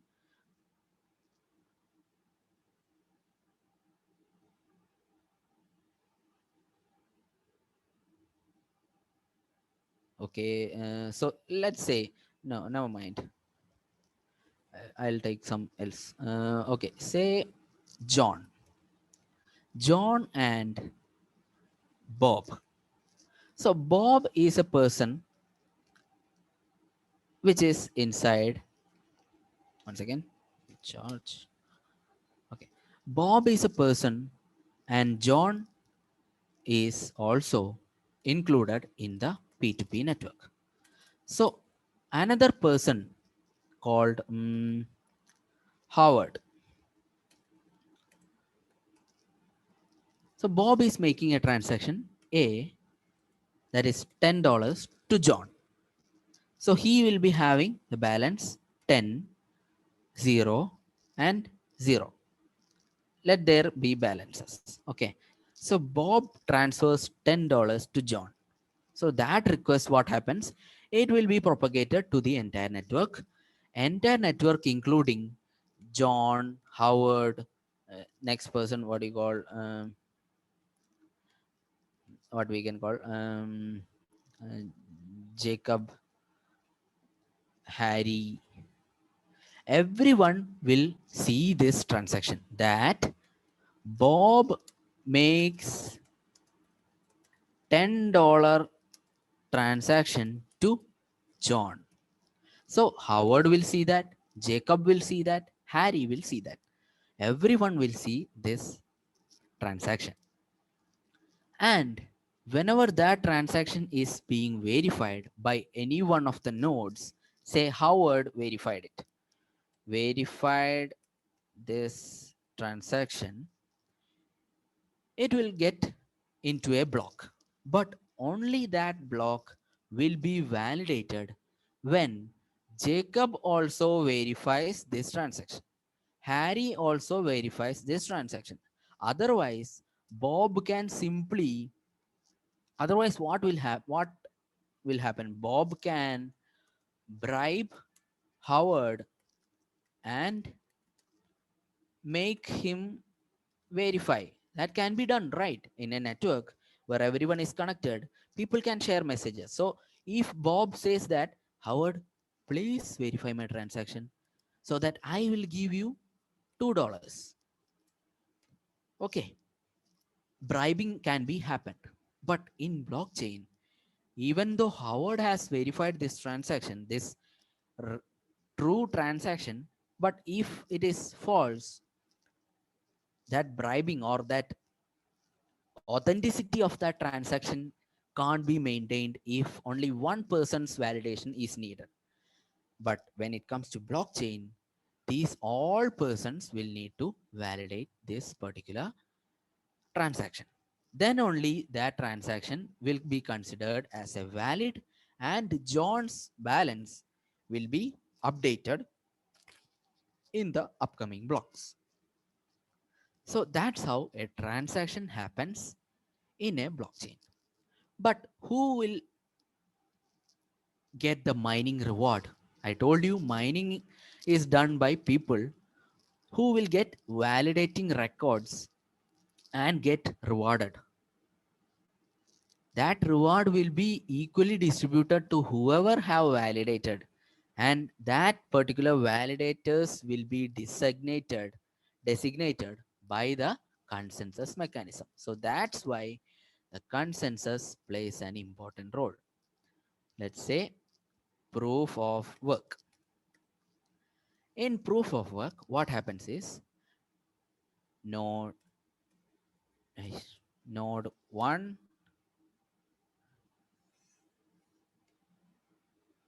this much of node, for example, in a blockchain, or we can say P2P network, this much of node is participating in this particular transaction. All these nodes will be, what do you call, in a competition, that's the correct word, competition, to validate the transaction in order to get rewarded. Okay. Okay.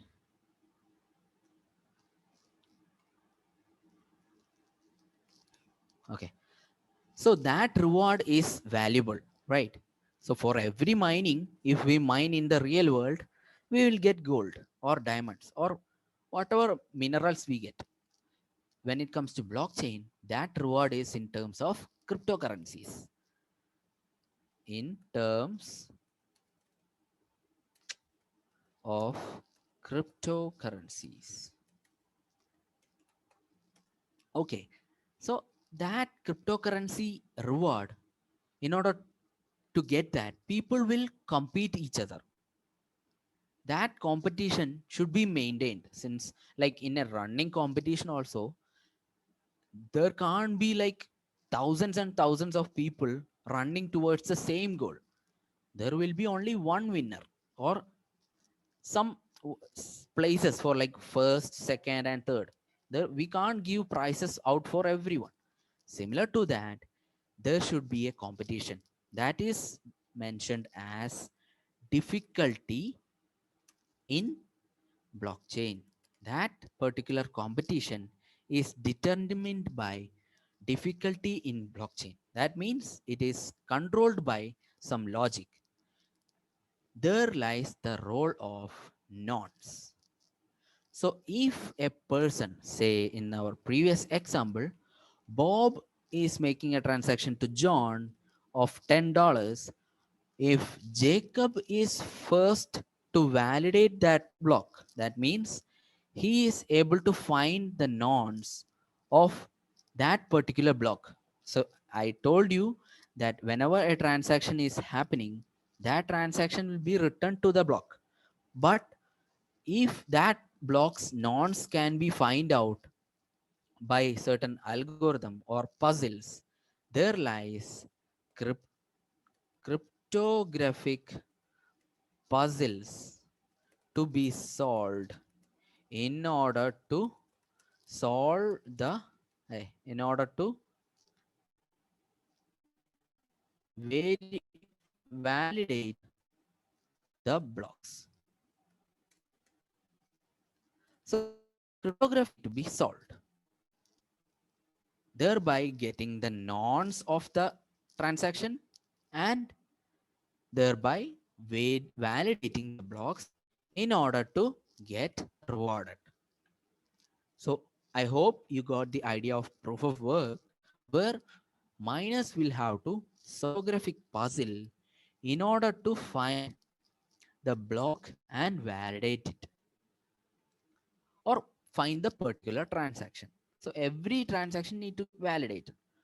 But first, the whole transaction will get propagated throughout the network. Then that transaction will be verified, but validated will be the person who solves the nonce puzzle, or the difficulty which is determined by nonce. Nonce is not just a random number, it is a difficulty deciding factor. So we can write it over here. It is a difficulty deciding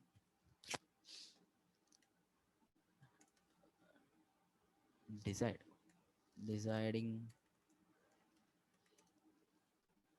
deciding factor. Okay. So nonce is the difficulty deciding factor. I'm clear about that. So that is the concept of nonce. Then what was the notes? What was the doubts? Proof of work I have explained. I think everyone have understood. Are you live with me? Please share your response in the chat. Please, please, somebody. Yes, yes. Very good, very good. Yes. Are you with me? Can we move on? You have any doubts? You have any doubts? You have any doubts? I'm asking. Yeah, okay. Then we have, let's just check on, do you know the price of Bitcoin at present? I told you. Let me ask you, what is the cryptocurrency present inside Bitcoin blockchain? Inside Bitcoin blockchain, what is the cryptocurrency? Tell me. Please share your answers.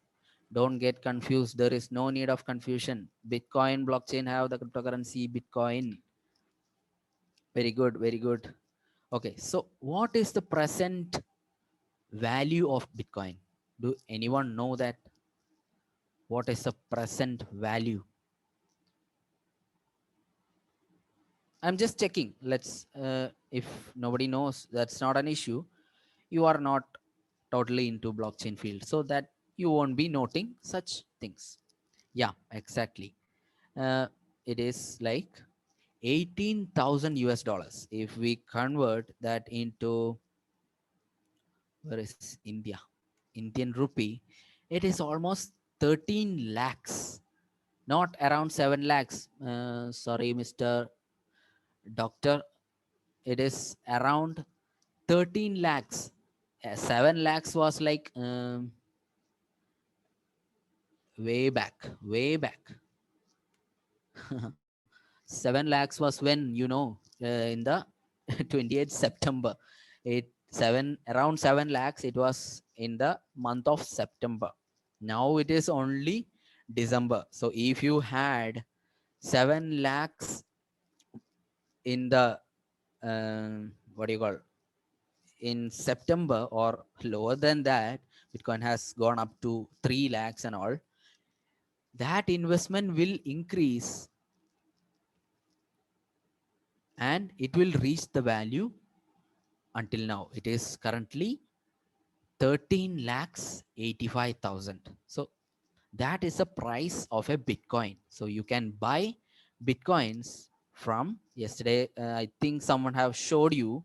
You can buy Bitcoins from exchanges. Buy Bitcoins from exchanges, transfer through wallets, and at present in India, there is no, I think there is no payment method that is being implemented in Bitcoin. Some online shopping, like nowadays, for fun fact, like I'll tell you. Have you heard about the dark web? Dark web.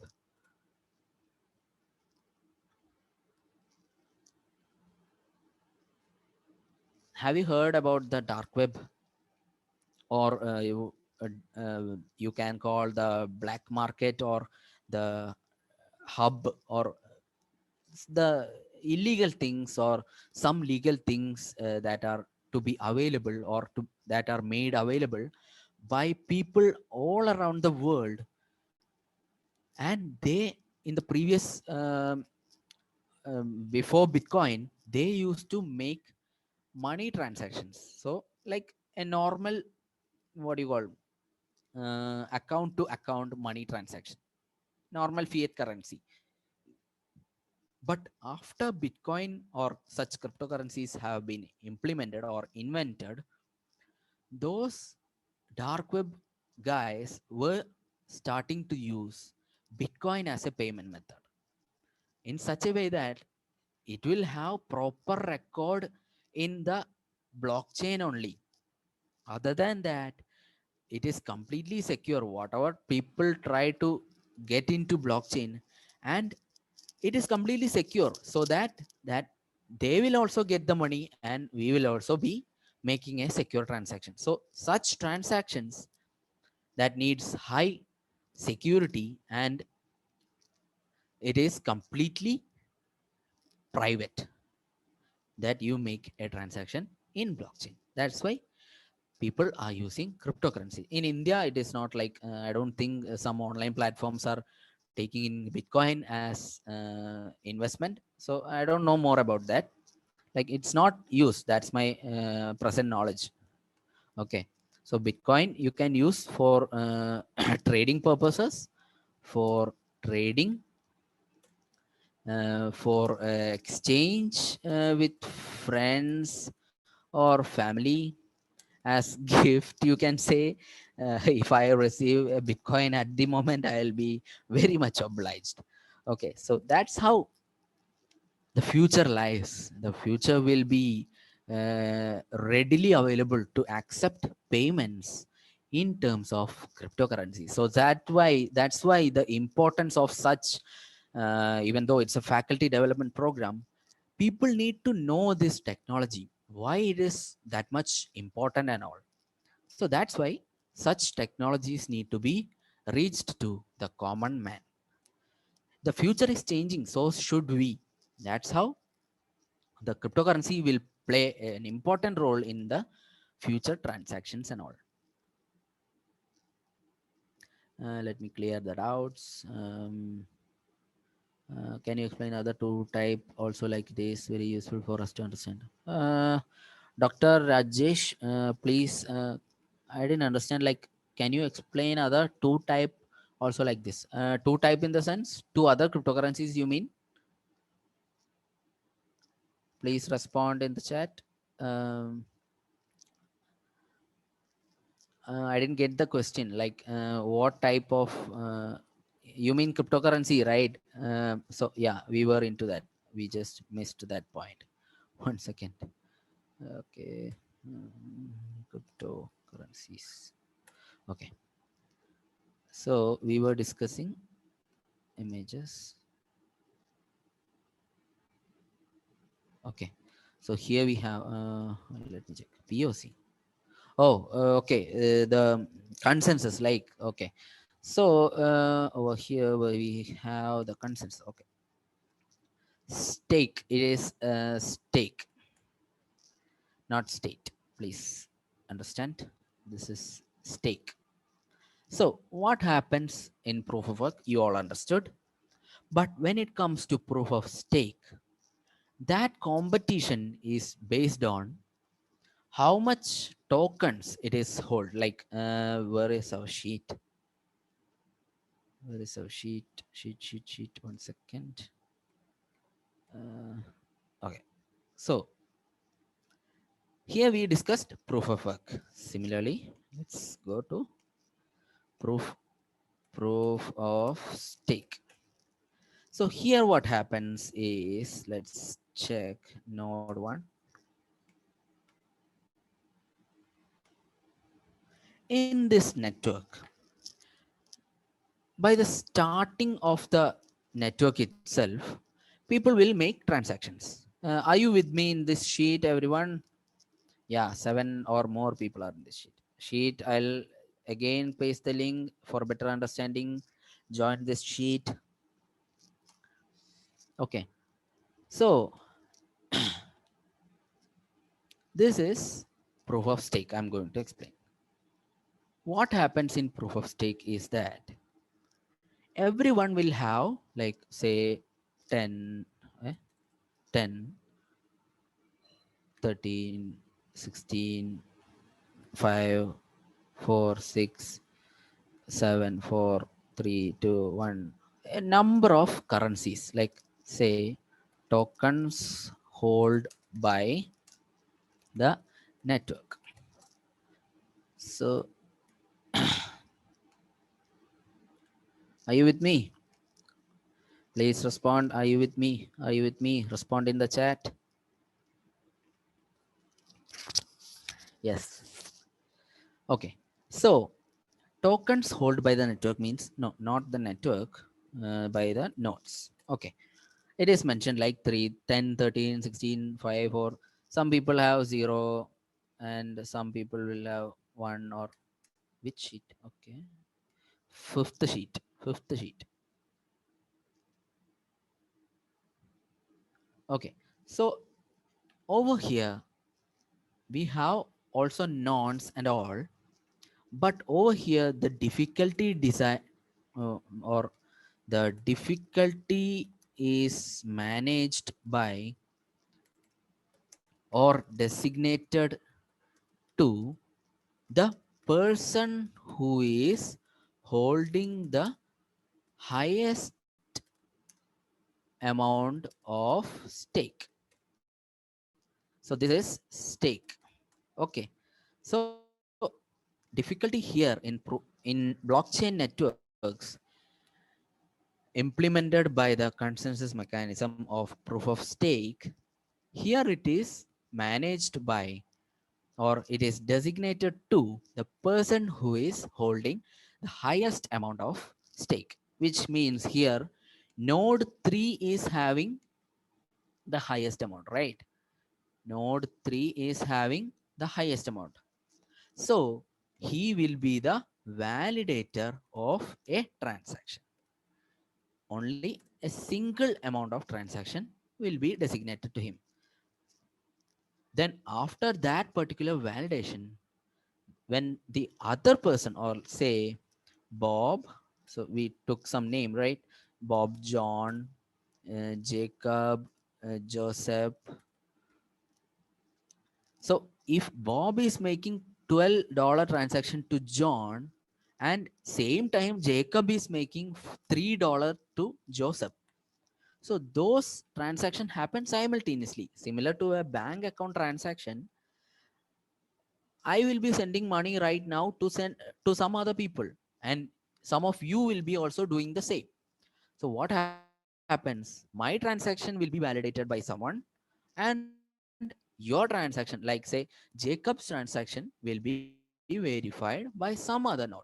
So here it will be first transaction will be validated by node 3, and the second transaction will be designated or will be validated by the second person who is having the highest amount of tokens. That is here node 2. So node 2 will validate Jacob's transaction. So that will mark as yellow. Then the third transaction, if happens, it will be validated by the next person. So that's how proof of stake works. I hope you got the idea. Please respond that you have whether understood this concept based on proof of stake. Is it clear? Is it clear? Everyone, respond. I need more response. I need more lively audience. So please respond. Clear, clear. Yeah, clear. Yes, sir. Thank you, everyone. Then we have. Can I move on? Yeah.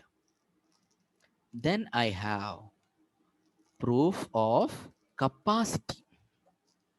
Similar to the same nodes, we have node 1. Okay. Node 1 we have,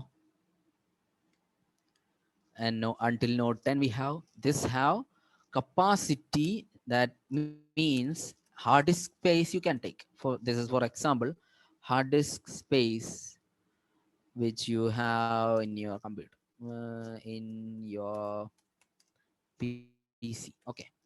So that by one second, format. Okay.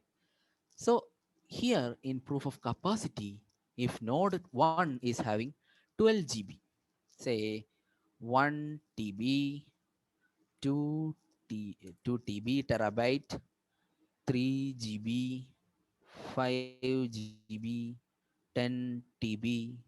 So similar to this, people will have okay uh, okay, so people will have different space or free space in your PC. That is where blockchains implement this type of consensus, where they have multiple nodes with same spaces. Then what will happen? There will be a competition among these networks based on network speed and system performance. So the race will happen when a simultaneously five or more or any number of persons is having the same capacity. Then the race will be happening on based of network speed and system performance. So Bob's transaction is the first transaction, right? First is Bob. Second is John. Okay, so first transaction of Bob will be validated by the person or the nodes which have the network speed and system performance in a better way. So say this will be validating the first transaction, validator. Then the second transaction Johns will be those who are having better speed among these nodes. I'll explain you. Mm,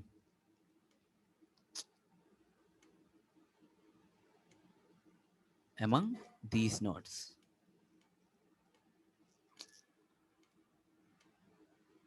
So that's how the competition will work in proof of capacity. So that will be agreed in the beginning itself by those persons involved in the network. That is in the P2P network. So that's how consensus work. I hope I am clear for the three consensus protocols that you must know when it comes to blockchain. Is everyone clear?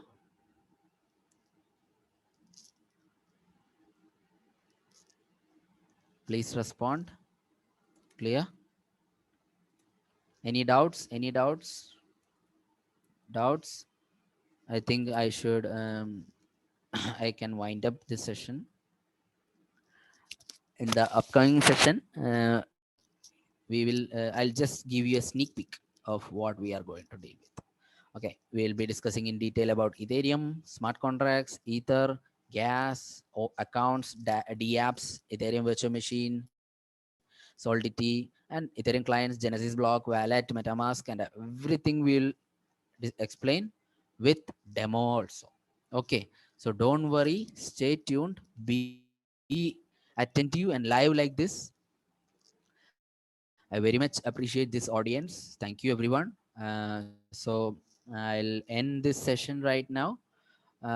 So any doubts regarding any topics, your reviews is very much valuable to me. Mm, and you can connect with me on LinkedIn. Anything you can doubt you have, you can ask me. I'll make it clear. So keep in mind that blockchain is a decentralized distributed database system. So tomorrow you can make your point. If you have made your research and all, you can make your doubts, you can make your points. Just be clear. If by the end of this FDP session sponsored by the AICTE, by the end of the session, make sure you get something out of this, or get, if someone asks you, at least if someone asks you, you must be clear when you tell about blockchain. Okay, you must be very specific also. It is a decentralized, distributed, secure database system. Okay, so I'll wind up this session. Asta ma'am, you can take over if there is anything remaining from your side. So see you in the next session. That will be like, let me check my schedule. Second is today. Third, tomorrow second session, I think. Am I right? Final program schedule. I'm having the session from 11:30. Okay, so 11:30 to 12:30. I'll be with you. So that is the third day session. So that will be the third session delivered by me, marking two sessions already delivered from, you know. Okay, so see you tomorrow, everyone. Thank you for your kind response, kind reviews, your doubts. I appreciate that. I hope I'm clear on every bit and paper. Thank you, everyone, for joining me. Thank you.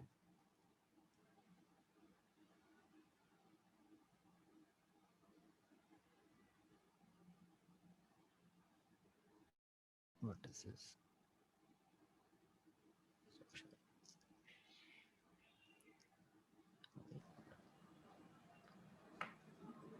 Is there anything remaining? Bitcoin's price we discussed, Ethereum 2.0, that is for your recent updates. Seren 2.0, and we can check the,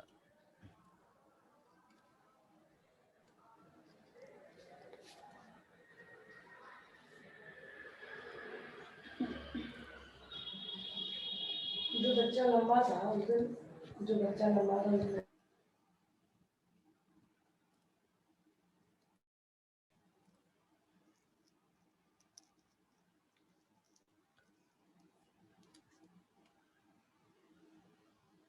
can I wind up the session?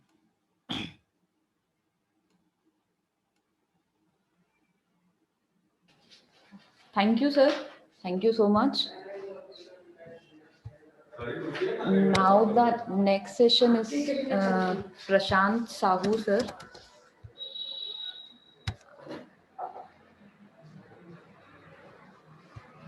Hey, hi guys. Hello everyone. Good afternoon to each and everyone. So I hope everybody is doing great with all the sessions, with the speakers delivering all important topics. Yeah, good afternoon, guys. I hope everybody is enjoying the sessions, right? Like the speakers are delivering to their best because I was there from the past 10 to 20 minutes. I was just listening to the previous speaker. Good. Things are going in a good way. I hope all the participants would actually be benefited from this program as much as you can.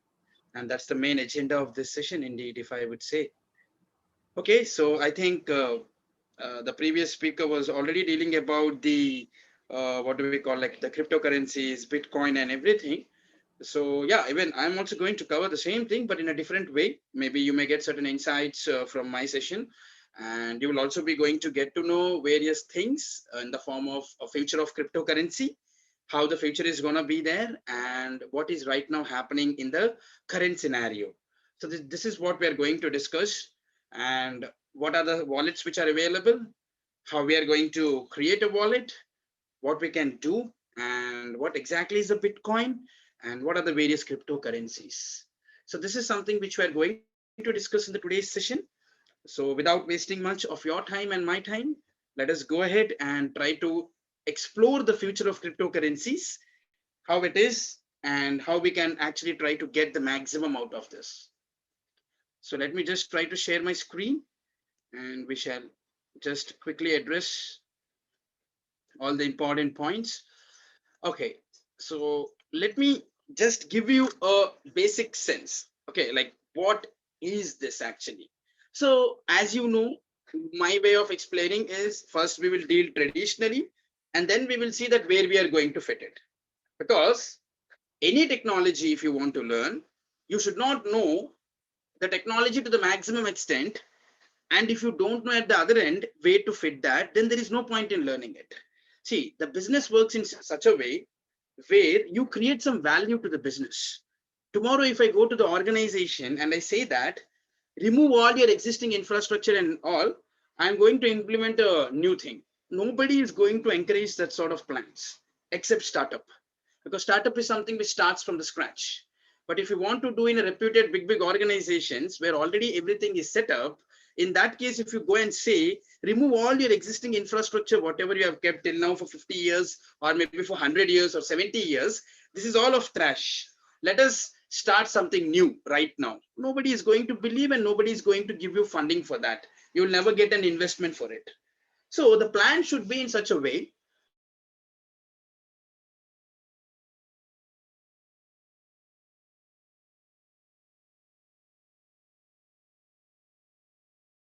putting existing infrastructure. Along with that, I need to integrate the new methodology. That's where the things will become successful. That's where organization will be successful. Your end user, every one of them, they will become successful.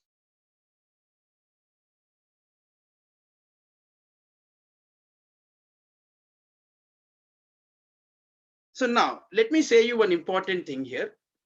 Let me say you are present here. Okay. Now you want to use, let me say, some services like Ola, all right, okay, or it may be a Swiggy, whatever it may be. You can take anything. I'm just giving you a sample example so that you can just actually try to understand. Now you want to use a service of either Ola, for example, I'm saying, okay, or maybe Swiggy, whatever it may be on digital platform. Okay. Now I ask you one simple question here, guys. Now, can you directly pay to Ola? Are you in a position to directly pay to the Ola? Yes or no? Just let me know. Let me know in the chat box. Either it is yes or no. No. Okay. Anybody else who wants to share the answer? Okay, no. Many people are saying no. Let us find out that why it is or no. Okay, so let me just show you that why it is actually yes or why it is actually a no. Okay.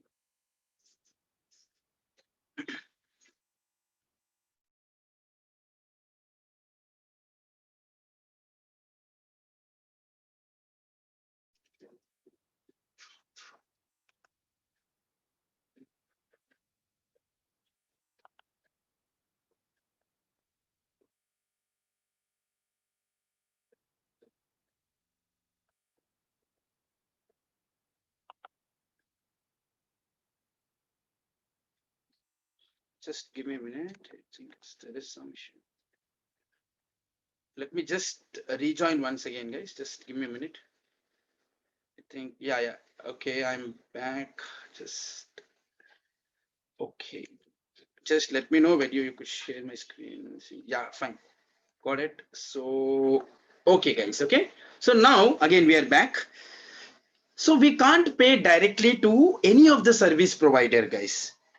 What we do generally, this mechanism doesn't work. Now what happens here is either we are dependent on one actually common third party, which we call it as, that's what we call it as the bank here, right? We call this as a bank. Now what happens is, if you want to do any transfer of money to use any of the service, it may be Ola, Swiggy, or whatever, Make My Trip, whatever it may be, you have to use the service of that particular entity or that particular organization. So you can't pay them directly. You have to go through a mechanism called as a bank, and then bank settles the payment for you to whatever service you actually want, to that particular service. If you want to opt, then you have to go through your bank, and then you can pay, and then you can get the service of it. This is right now also it is happening in the same way. Okay, it all differs, like whether you are using your net banking or whether you are using your credit or debit card, it all differs. Now it all depends on your transaction, how you are going to carry it forward. But one thing which you need to understand here is, with the help of the bank, okay, bank as a third party or an intermediary, we are actually trying to settle the transactions. So whom are we trying to trust here? The bank. The trust is actually with the bank. So we are excessively trusting the banks. And here, do we have only one bank? No, there are multiple banks. Okay, B2, B3, B4. There are so many banks. If I say SBI, Citi, ICICI, Bank of Baroda, there are so many banks. It all depends like which services you are trying to use. Then bank is actually trying to settle the transaction. Now, let me say one thing, guys. Okay, if your bank server is not working, okay, especially when we see the case of SBI, most of the times its net banking services are off. At that time, you need to do some immediate digital transaction. You have money in your account. You have enough money in your account, but if your server is not working, if your bank server is not working, then you will not be in a position to do that. See here, understand the difference. You have money in your account, but still you can't do it because you are actually excessively being trusted onto the bank.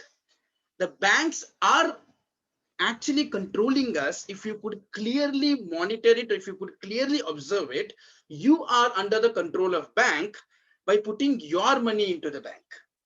This is something which, if you try to analyze it appropriately, then you would be in a position to understand this important point here.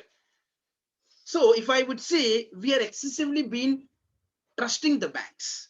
If you see here, banks have their own databases. Okay, they have their own database, and this database is very crucial to each and every bank, where they have all the details, like our transaction details, like whatever we do with our particular account, everything would actually be present here. So this is how it is being aligned. Okay, no problem. Even now also the things are going on in the same way, so there is no problem. But if you understand one point here, okay, tomorrow if bank is going to come up with a rule saying that if the depositors are not having a minimum balance of 3,000 in their account, they need to pay a fine of rupee 250. For example, if they come up with this plan, would they call you and ask you this permission that, hey Prashant, as you have the account in our bank, so we are trying to come up with this rule. So would you be agreeing with this, or is there any referendum, or is there any such sort of voting for the party, like the people who are actually like crucial customers in the respective bank? No. Yes or no? There's no. Nobody knows this, right? So this plan comes up. But if you analyze it, it is because of your money the bank is running. Yes or no? It is because of your money the bank is running. But the rules are being laid by the organization only, in which you don't have your say. So here, that is what I'm trying to say you. Everything is controlled, not by you, but by some person, but by some organization, but by some board of directors, but by some government of India, right? Everything is controlled. If anything happens to your bank, you are the sufferer. Yes, if you would have heard the scenario of Punjab PMC, right? Punjab Maharashtra Cooperative Bank. Recently, we had Lakshmi Vilas Bank, right? And now it is S Bank. There are all these are actually right now in this year only you would have seen. Punjab Maharashtra Cooperative Bank, Lakshmi Vilas Bank, Yes Bank, all of them, they have gone down, right? In the PMC Bank, okay, the restriction was such, you have to deposit only 10K, and after that it went up to 20K, and right now it's 50K. Who is controlling you? RBI has controlled you, saying that you can only take this much money even though you have 2 lakh or 5 lakh, until and unless you show the emergency approval, otherwise you don't get any money from there. If your bank suffers, you suffer, but bank has the liberty to take all the rules on behalf of you. Okay, so now these are some of the things which we have actually observed. But if you would say, okay, but if I would say that now, if you ask anyone like why 2020 is famous, then many people will say because of COVID. Okay, 2019 at the end, and then 2020, people will say COVID. Because of COVID, it is very famous, and it will be up to generations that people will remember this year for this COVID-19. Okay, now coming to next important aspect, 2008. If I say 2008, I don't know, many of you may be knowing about it or no, but 2008 is especially famous for your economical recession. Okay, your economical recession was there in the year 2008, and it is famous for that. Now, how come this economical recession happened? Now, even now also we are in recession only, guys. Okay, the world right now is also suffering recession, but it is due to, let me say, COVID, because of all the businesses getting hampered. Right now, slowly economy is recovering. That's fine, because it was totally an unexpected one, because nobody knows that such a sort of virus would come and it would break the entire system. Already the things were going in a different worse way, but still it got worsened. This is a different scenario which we are not going to discuss right now. But going back to year 2008, where we had a severe economical recession. Now, why did this economical recession happen actually? First, we need to understand that, because for every existence, there is some story, guys. Without a purpose, nothing will come. Without a purpose, you wouldn't have come to this FDP. There is some purpose for you to learn this technology. That's the reason you are into this FDP. Now, there should be some purpose that if something has come, you should first understand why it came. Then you can use it in your industry or in your research paper or in your academics. That's where it can give you a fruitful result, if I would say. So here, in the year 2008, there was an economical recession which happened, guys. Now, the reason for happening this economical recession is only because of the bank. You know, in the year 2008, there were two important banks. Okay, I don't want to again pinpoint it and just say that these are the banks, but I would say on the whole, the banks collectively have failed. The one of the famous one is, if you would know about it, it is a Lehman. Okay, Lehman Bank. If you're not aware of this story, you can just go and like I mean to say, you can surf in the internet. Once I explain these concepts, you will get really a good glimpse of it. But at least for the time being, if you can understand what I'm trying to say, that's more than sufficient. Okay. So Lehman Bank, what did they do is they just gave away the loans to the people as they wish. There was no restriction. Today, if you apply for a loan, there is a lots of background check, your proof, and then what is security which you're trying to put. But in the year 2008, there was nothing. You need a loan, yeah, without any validation, without any background check, you will be receiving whatever amount you require. And people got in the year 2008 whatever they require, and they just enjoyed. And then at the end of the day, they all became Vijay Mallya's and then Nirav Modi. All of them they became, and then they were said that we are bankrupt and we are not in a position to pay the money back. And you know that if the banks don't get the money back because of the interest which they are getting it from the loan amount, that's how the banks survive. Right? If they are not getting the money, forget about the interest. If they're not even getting the loan amount, then the banks, one day, if everyone try to become like this, the non-performing assets will increase. And then at the end of the day, the bank will say, I am bankrupted. I don't have any money to run the banking operations. So it will inform to the RBI or whoever is the head. Okay. So it will just inform to the regulatory body saying that I am up, I am down, I can't do anything. So it's totally, I'm out of hand now. This has happened in the year 2008. Now, Lehman Bank was one of the very important bank, okay, in US, that is in New York. It was actually one of the major banks. Now, you could consider it is in the form of SBI.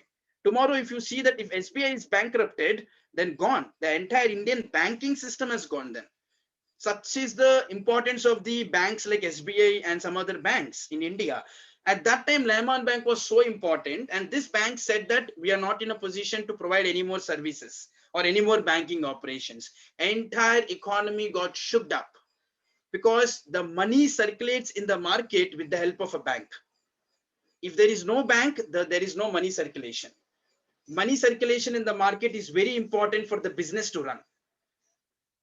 Any business, guys, it may be any business, your IT, your automobile, your academics, your infrastructure projects, whatever it may be, the bank is the main body to run the operations. But as bank made a mistake, nobody made a mistake here, guys. See, the bank which made a mistake, due to this, all sectors like IT, okay, your automobile, and then your energy sector, and then your infrastructure sector, all of them, they got hampered.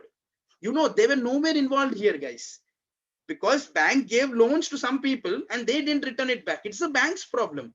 But as there was no enough money circulation in the market, all these industries got hampered. They didn't have enough money. You know that if we don't have enough money, what do? We cut the resource.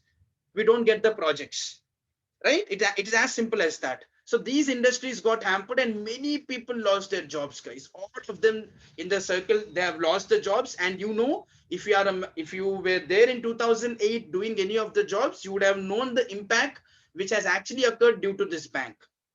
So this is actually the one of the biggest problem which we faced in the year 2008, which was actually the mess which was made by a bank. A collection of banks, indeed, if I would say. Then what happened is, in the year 2008 itself, okay, there was one person whom we call it as Satoshi. Okay, we call him as Satoshi Nakamoto. Okay, so I'll say who this person is, but at least for the time being, we I can just say there was one person, let us say Satoshi Nakamoto, who said that, hey, why are we so much dependent on banks? These banks are actually ruining our lives. Because of these banks, we are actually hampering our lives, and then we are not getting enough, let me say, enough. I mean to say the problems are so much that on top of that, these banks are again creating more problems by making sure that our jobs are gone, because the recession has happened because of these banks. Then this person came up, he came up with one concept called as P2P. Now, what is this P2P? When I say P2P, right, it is peer to peer. Okay, when I say P2P, this is what we call peer to peer. He came up with this concept called as P2P, which we call it as peer to peer. Now, what is this peer to peer concept? Satoshi says that, let me say there is a X person, okay? And then if you want to transfer any money to this Y person, okay, there are two persons called as X and Y. Now, if you want to transfer some amount of money to this Y person, generally what happens, guys? Okay, it has to go through a bank. You have to connect to your bank, and then your bank settles the transaction to this person. General method. But this peer-to-peer says that there should not be any third party or intermediary being involved in between X and Y. If X wants to send the money to Y, X needs to send this money to Y directly without any third party like your bank, your MasterCard, your Visa, your any billing payment like Razor Pay, billing desk. There should not be any such person. It is my money whom I want to send it to another person. I need to send him directly without any third party or intermediary being involved here. We have suffered a lot and still we are suffering. Now we should not go ahead with this banking mechanism, and we should not involve any third party. It is our money. I want to send it, my money, to another person. So I don't want to have any bank, and I don't want to be dependent on them. Because of the problem which he faced in the year 2008, he said that, hey people, don't again try to fall in the same trap which the banks are actually doing. So then this person came up saying that we need to come up with a peer-to-peer electronic cash system where we should not have any third party or intermediaries being involved here. That is the reason why blockchain always says it is decentralized and distributed, where you should not have any third party or any intermediaries being involved. When you try to do any sort of a transaction, it should be between a peer to peer. If I want to send some amount of money to someone else, it should be between you and me only, but not with any of the bank or any of the third party being involved here. This is one of the important mechanism which we need to understand. And the founder, Satoshi Nakamoto, is the person who is actually the founder of the Bitcoin, guys. Now, you may think one point. How did he explain this concept? Now, Prashant is explaining you this concept, right? But how come Prashant got to know? Did Satoshi come and explain it to Prashant? No, right? He can't go to each and every individual and explain the concept. Hey, this is what I'm trying to do. So is it good or not? No. So that's the reason why this person came up with a concept called as a white paper. So he has written whatever idea is present, whatever I'm explaining you right now, in a white paper. Okay, in a white paper, he has explained it thoroughly. And in the year 2008, he has written the paper in the month of October. So then the paper got published, and the paper looks like this. Yeah, this is your paper. Okay, whatever he has written. So a Bitcoin peer-to-peer electronic cash system. So this is the first white paper which was actually written by Satoshi Nakamoto. And if you just go through this paper, right, whatever I have explained you right now, you can correlate it. The history is not written here, guys. For your kind information, history is not written here, like how it came, what is the purpose of it, and how it actually impacted Satoshi and how he came up with this white paper. Okay, so if you could see here, this is the white paper right now, which was actually being written by Satoshi Nakamoto in the year 2008 in the month of October. So these are the concepts which he has explained it thoroughly, and this is the paper for Bitcoin. If you remember yesterday, I said the concept is not new. The concept came in the year 1990 only. How to timestamp a digital document was a research paper. What did I say? Tomorrow, that means yesterday I said that today I'm going to explain that Satoshi, who is the founder of the Bitcoin, he didn't do anything new. He brought the concept from the year 1990 in the paper How to Timestamp a Digital Document. He extracted some information from there and then he tried to adopt. He created a new coin called as a Bitcoin. Even today, you can also create your own coin. Yes, you can create your own coin. If you see, Bitcoin is owned by Satoshi. Ethereum is owned by Vitalik, right? There was a person who created his own coin, right? In this way, in the world, there are 6,500 different cryptocurrencies, guys. That means 6,500 different people, they came up and they have found out different cryptocurrencies. Even today, you can create your own cryptocurrency on your own by extracting some mechanism. You can take some properties from Bitcoin, you can take some properties from Litecoin or from Ethereum. This is how you can actually try to start doing it. Is this concept clear to everyone, guys? If you are clear, then I can explain you a little bit technically how the things actually look like. Still here, is everybody fine? Okay, guys, great, great. Okay, somebody also has shared the PDF, great. So now, this is something which we actually need to understand. Now, let me just go back to my presentation. So I wouldn't be explaining in detail everything because I hope all of you all are good with this cryptocurrency part. Okay. So now I ask you one simple question, like, why do we call this as a cryptocurrency? What? Why do we call this as a cryptocurrency, guys? Many people understand the core part of it, but most of you will have a problem when we just go through the basics of it. So can anybody say me what is a cryptocurrency in just one line? I just want it in one line, guys. I don't want a detailed explanation from you all.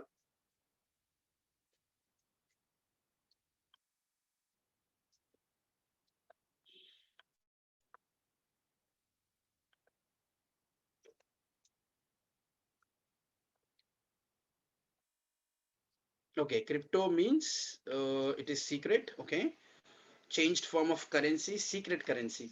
Uh, I would say yes, guys. Most of you all are actually right. Okay, secret only. See, when I say cryptocurrency, right? Currency you can leave. This is something which is common, which everybody know. It's a currency, normal currency. What is crypto? If you remember yesterday, I was explaining something related to cryptography. This means the currency is virtual currency. Okay, this is your virtual currency, which we know it, whether it may be Bitcoin, Ethereum, Litecoin, whatever cryptocurrency you take, all of them are the virtual currencies. But what is crypto here? Crypto means it is cryptographically encrypted to make sure that your virtual currency would not be hacked by any of the third party or any of the hacker. Crypto means what? If you remember yesterday, I was discussing about the SHA-256 algorithm. Okay, you can use certain algorithms to make sure that your currency would be encrypted in such a manner that nobody would actually try to touch it. So that's how we can actually simply call it as a cryptocurrency. Yeah, it is secret only. Everybody said that it is a secret one. It is very confidential one. But that behind that secret or behind that confidential, there is an algorithm which is actually present to make sure that everything would be in a secure way. So that's what I intend to say here. Okay, so let me now slowly go ahead and try to explain you some of the concepts. Yeah, it is hidden. That's right. So I hope all of you are clear with this. By seeing this picture, you could easily sense it, right? How many of you believe that Bitcoin and blockchain are same? If it is yes, please put it as yes. If it is no, please put it as no in the chat box. How many of you people believe that Bitcoin and blockchain both are same? Okay, let me see what the people are saying. No? Is it? Are you sure that it is no, guys? Example of blockchain. Dr. Kirti, great. Share. No. Okay, fine. Yeah, it is very simple, guys. See, if somebody, I ask you one more question, guys. Okay, before I ask you this, is Microsoft Windows, okay, is Microsoft Windows and Excel, or it may be your PowerPoint, or it may be your Word, okay, anything. Now, do all of them are same? When I say you that, see, Microsoft Windows, Excel, PowerPoint, Word is all, like I mean to say, like when I ask you this question, can you say me that is everything the same? or is it different? No, they are different. Okay, let me then correlate it in this way. Okay, your Windows is your operating system, guys. Yes, it's your operating system. Excel, PowerPoint, Word are your applications. If there is no Windows, if there is no Windows as an operating system, then Excel, PowerPoint, Word will not be your inbuilt apps, because these are your inbuilt applications of your words. Okay, of your Windows, whatever is present here. In the same way, this is your technology. Your blockchain is your technology under which you have n number of applications. Then you may ask me this question that, then why Bitcoin? Why people are talking about Bitcoin only? Why not about Waves, Neo, Ripple, or Litecoin? The reason is Bitcoin was the first application of your blockchain technology, which came in the year 2008. The first research paper or the first white paper written by Satoshi Nakamoto was in the year 2008. And the first application was Bitcoin. As the first application was the Bitcoin, so people actually started exploring this Bitcoin a lot, and that's the reason it became more popular compared to other cryptocurrencies. And the next one, which is almost near to Bitcoin, is our Ethereum. Right now, these two things are in very demand in the market. Okay, so this blockchain is your technology, and Bitcoin and Ethereum are the applications of your technology, guys. Never ever get confused with the applications and your technology. Now, yesterday, somebody asked me this question, right? Sir, I found that the Bitcoin was hacked. That means my blockchain is hacked. Somebody said me this, but no, unfortunately, that's not the right one. Bitcoin is an application. If you say, let me say, if your Excel is not working, you can't blame Windows saying that your Windows is not working appropriately. It's a simple logic. Right here also I'm saying the same thing. When you see that the Bitcoin wallet is hacked, then the wallet, that's the wallet's problem, not the blockchain's issue it is. If you would have used the technology to an appropriate extent, then that issue wouldn't have been occurred. Yesterday, as I explained it. So this is one of the important point which you actually need to consider, especially related to the technology and the application. Okay, so now let me just take one more step further. So how do we get this Bitcoins? Okay, now when I say Bitcoin, right, from where do we get this Bitcoin? Generally, what happens if you take at the other end currency, normal currency, which we use like 100, 2000, 500, all this money which is there, how it gets generated? You know that, right? RBI generates it with the help of the minting process. They do minting considering inflation into the picture. It's not an economy class, but yeah, to some extent we need to understand generally how things happen. I'm not going to explain you in detail like how the things go at the back end, but just I'm saying you currency gets printed with the help of a regulatory body called as RBI. They mint the currencies considering inflation into the picture. Okay, so now this is one of the important point, guys.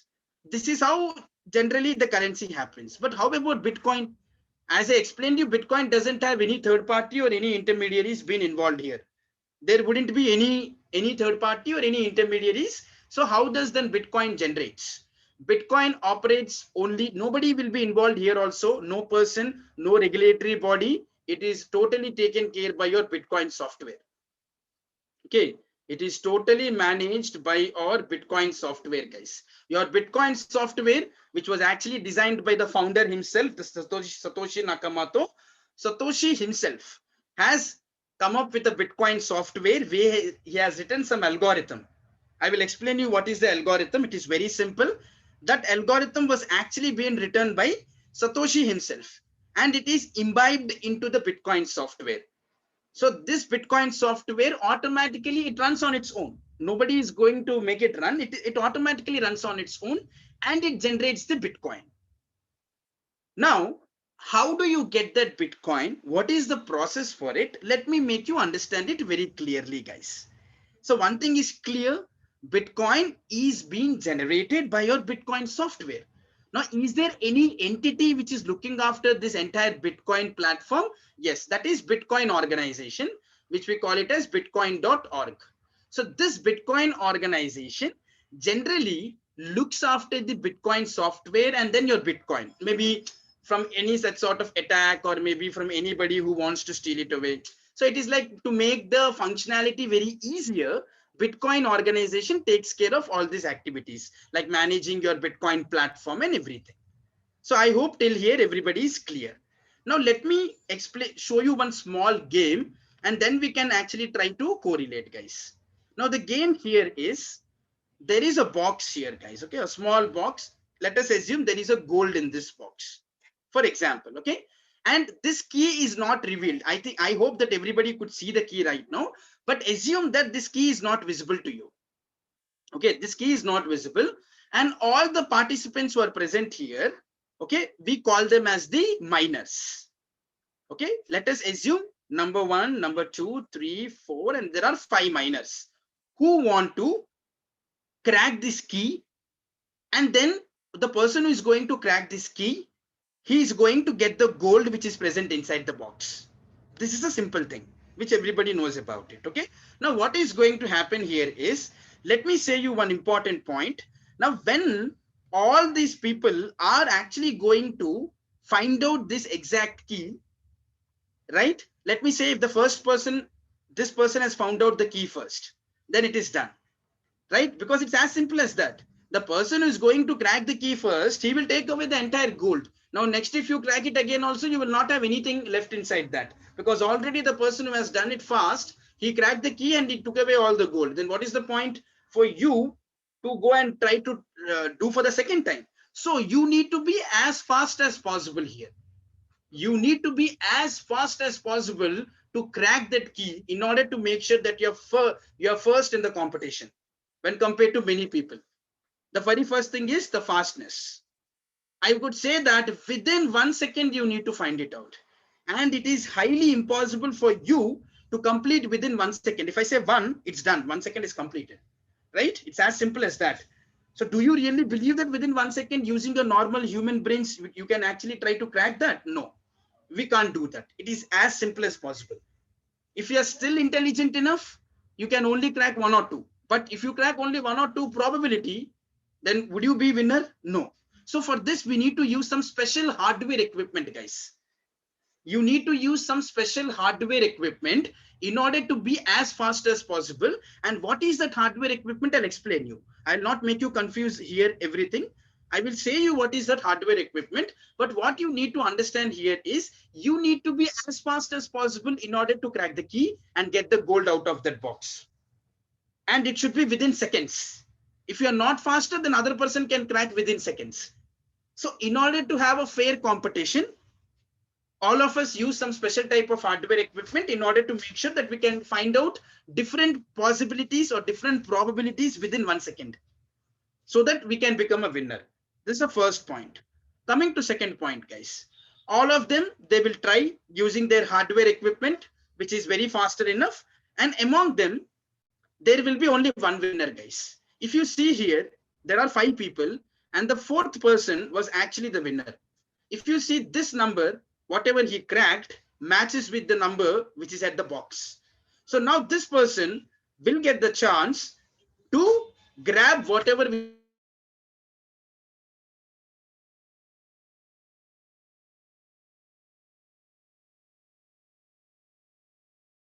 And if he grabs it, it is done. Okay, a simple game. There is a box under which there is a gold. Now all of the people are trying to crack that key, and the person who's going to crack that key first, he will be the winner and he will get the entire gold. This is a simple game. Now let me correlate this game into our cryptocurrency world, and let us understand what this is. First is, what is this game called as? It is what we call it as the mining game. Okay, so this is what we call it as a mining game.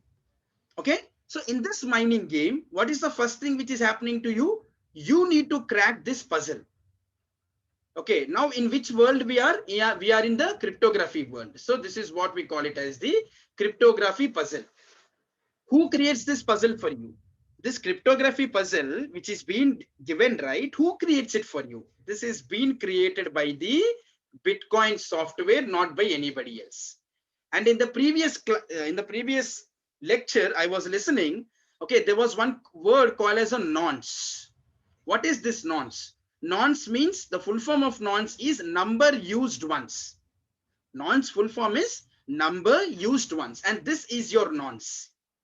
Okay, so if you see 39586 is the nonce of the fourth minor, which actually matches the key which I'm trying to say you, right? That is what we call it as a nonce. The key which matches with your key, that is what we call it as the nonce. That is number used once. It is only used once. That is what we generally call it as the nonce. And this is the cryptography puzzle, which is being designed by the Bitcoin software. And who are participating into it? The miners. 1, 2, 3, 4, 5. In our case, there are 5 miners. Now, these miners are actually participating in this game, which is being organized by the Bitcoin software. Now, you may ask me this question. Now, the winner who is going to win, what is he going to get? In the place of gold, just put here Bitcoin. So in this box, there is a Bitcoin. So the miner is going to get the Bitcoin. How many Bitcoins? How he is going to get? Forget about it, at least for the time being. I will explain you based on the algorithm. What you need to understand is make the things very simple. Don't think technically. Make the things as simple as possible. You win. In the previous case, you win, you get your gold. Now you win, you get your Bitcoin. How many Bitcoins? How we are going to get? I will explain you. But the game here is crack the nonce. Okay, crack the nonce within the stipulated time frame. You need to be very fast. Okay, and then what is going to happen? In return, you're going to get the Bitcoin. This is one important point which you need to understand, guys. So now, how many times will this game happen? Now, this is first time I'm explaining, but how many times is this game will repeat like this? Average time is 10 minutes, guys. Average, not a standard. That means tomorrow, if somebody asks you, within 7 minutes, this entire process is completed. Within the 7 minutes, the entire process is completed. Then you may think that Prashant said it is 10 minutes, right? But why 7 minutes? Why it is happening? Then you should understand one point. Prashant also mentioned that it is average. It's not a standard. Okay, so this is average time. That means it may happen at 7 minutes, 8 minutes. The average of all these process till now it happened, right? Its average time is 10 minutes. For every 10 minutes, the same process happens. For every 10 minutes, the same process happens, guys. And one more last point which I want to say you is, see, the winner, before he gets the gold or before he gets the Bitcoin from this box, once he gets this nonce, right, 39586, which we call it as number used once or nonce, okay, the rest of the miners who are present, like 1, 2, 3, and then 5, they are the losers. They are going to validate this person. They are going to validate the winner, guys, whether he has followed all the rules appropriately or not.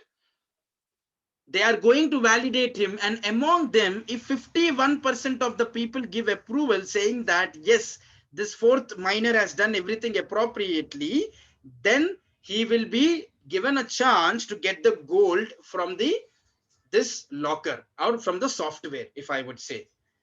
This is what we call it as POW, that is proof of work.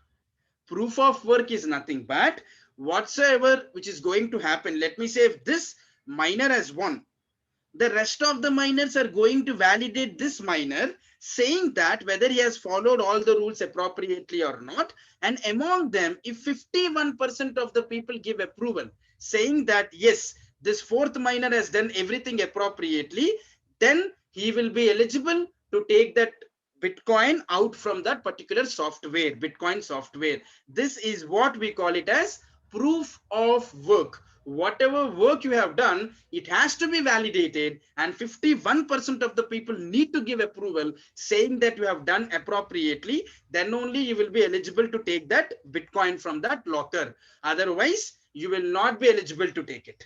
This is also one of the very, very important point which all of you need to understand here, guys. Okay, so this is the important point which all of you need to consider, and this is what technically we call it as a mining process. This is what we call it as a mining process. Now there are two pending questions here. What are those? One is, what type of hardware equipment do we need to use in order to make sure that we can find the nonce within 1 second? First question. Second question is, when I say you are getting some Bitcoins, when you win, how many Bitcoins are you going to get? Okay, is there any limitation which is assigned by the software? or which is designed by Satoshi Nakamoto, who is the founder, right? Is there any limitation over there? We will see that. Now let me just resolve those two, and then I will take any doubts if you have. Okay, so now this is what I explained to you guys. Okay, again, I don't need to explain. Once you crack it, the box will be opened and you get your Bitcoin. Okay, so this is the mechanism of that. I'll just explain you what is this. I mean to say, just it's a very simple fact. Satoshi Nakamoto, whom I said, right? The Satoshi Nakamoto. I hope many of you may know about it. Okay, so Satoshi Nakamoto is actually an unidentified person. Nobody knows his identity till now, guys. Nobody knows. Its identity is not being revealed, and we call it as pseudonymous. We don't know whether it is an entity or whether it is an organization or whether he is a single individual. Nobody knows about it. NSA, the National Security Agency of the USA, they have tried a lot to find out who this Satoshi Nakamoto was. But yes, they tried to maximum level. But what they found is this person belongs to Japan. This is what they found. But they didn't find who this person is exactly. Who this Satoshi Nakamoto is, from where he is, no trace. So in the year 2015, you could see the man of the year, Times Magazine has declared man of the year to Satoshi Nakamoto, with his identity not revealed because the world doesn't know about it. So this is also important point which you need to know about it, guys. Okay, Satoshi means we don't know whether it is an individual or whether it is an organization or whether he's any big company. Nobody knows about it. So this is one important point which you need to consider.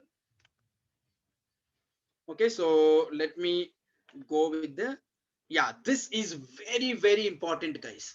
Without this, nobody will believe that you know what is Bitcoin. Okay, so what is here Bitcoin's monetary policy? I know, guys, now time is, I think it's 1:30, but as the session got extended, the before session, as it got extended for 25 minutes extra. Okay, so I'm just going to compensate that because I want you all to cover this concept to the maximum extent. Okay, so once you get this concept, then we can wrap up the session, guys. Could you please try to cooperate with me and we will complete it off as soon as possible, because I understand that you also are not taking break. So I can feel that and I can give you that break also. Okay, I mean to say, like, once it is completed. Okay, so now if you see here, what is Bitcoin's monetary policy? One is the halving concept, another one is the block frequency. Okay, so let us see, like, what is this halving and what is this block frequency concept. Observe very carefully, guys. Okay, observe this table very carefully. If you observe this table, you know what is present inside the Bitcoin.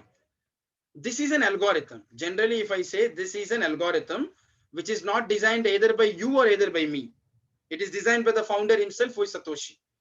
Observe the yellow color ones.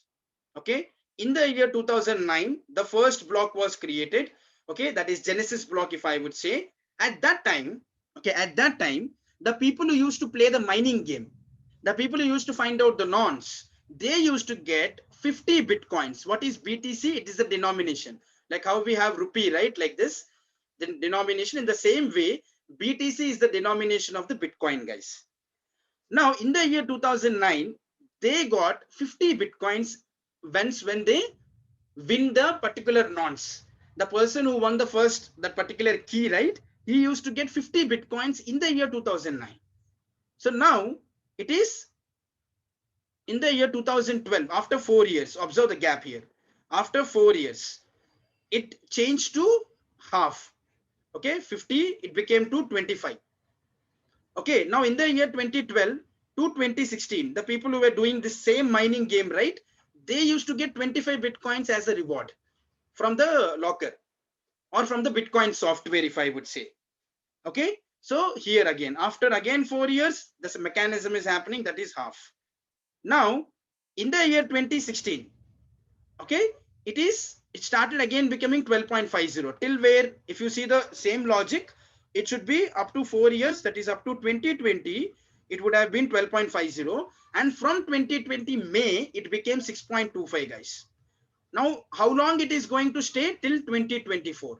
Till 2020, from 2020 to 2024, the people who are actually mining right now, they will be getting 6.25 Bitcoins. BTC. Again, slowly going down the line, every 4 years, the value is becoming half. This is what we call it as the halving concept. This is generally what we call it as the halving concept. Gradually, after every 4 years, whatever Bitcoins which are actually present, these Bitcoins will become half. So until how long this mechanism is going to happen? Till the year 2140. After 2140, we will not be having any Bitcoins to be given as a reward to the miner. So from 2140, you will not see any Bitcoins coming from the Bitcoin software. There will be money circulation in the market, guys. Don't get confused between two things. Money circulation will happen in the market, but the money which is coming from the software will be ending in the year 2140. If you see the algorithm, that every 4 years, the value is becoming half, and we call it as a halving mechanism. So that's the reason every 4 years it's 6.25. Now, same from 2024 to 2028, again it will become half, okay, and then it will become around 3.125. Then you may ask me that, hey, 6.25 is very less. What are they getting? Because you are just seeing this, right? 6.25. What is miner going to get? What is the advantage for him? So I will say you then one important thing here. I'll show you what is the important parameter here. When I say 6.25 Bitcoin, right? Let me say here 1 Bitcoin to INR. It is 14 lakhs. Right now it has went up, guys. Previously 1 month back I did an FDP. It was around 8 lakhs. It got 6 lakhs increased right now. So 1 BTC is 14 lakh. Imagine 6.25 into 14 lakhs. Imagine the amount of money which he is getting. Okay, the reward as a Bitcoin software. Understand this one, because he's getting a lots of money, and it is not easy as I'm explaining you guys. If you go into ground reality, it is really difficult, because you need to buy that hardware equipment which I'm going to show you right now, which is actually lots of cost. And on top of that, there is a huge competition, very huge competition from China, from Russia. Even in India, it is a little bit low, especially related to mining concept. But if you go to other countries like Canada, North America, South America, China, Asia Pacific, many people are actually exploring these mining concepts.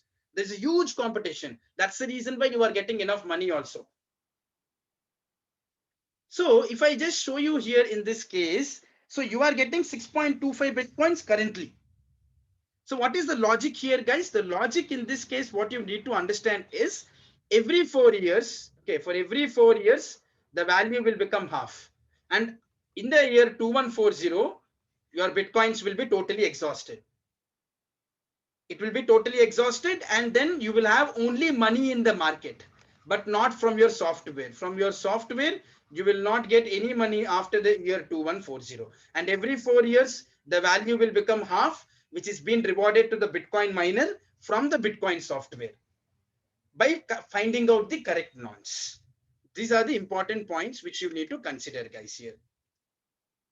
Okay, so let me just show you. So this is what I was saying you, right? Gradually the value, see the blue color dots, if you could see here, this blue color dots gradually will go down.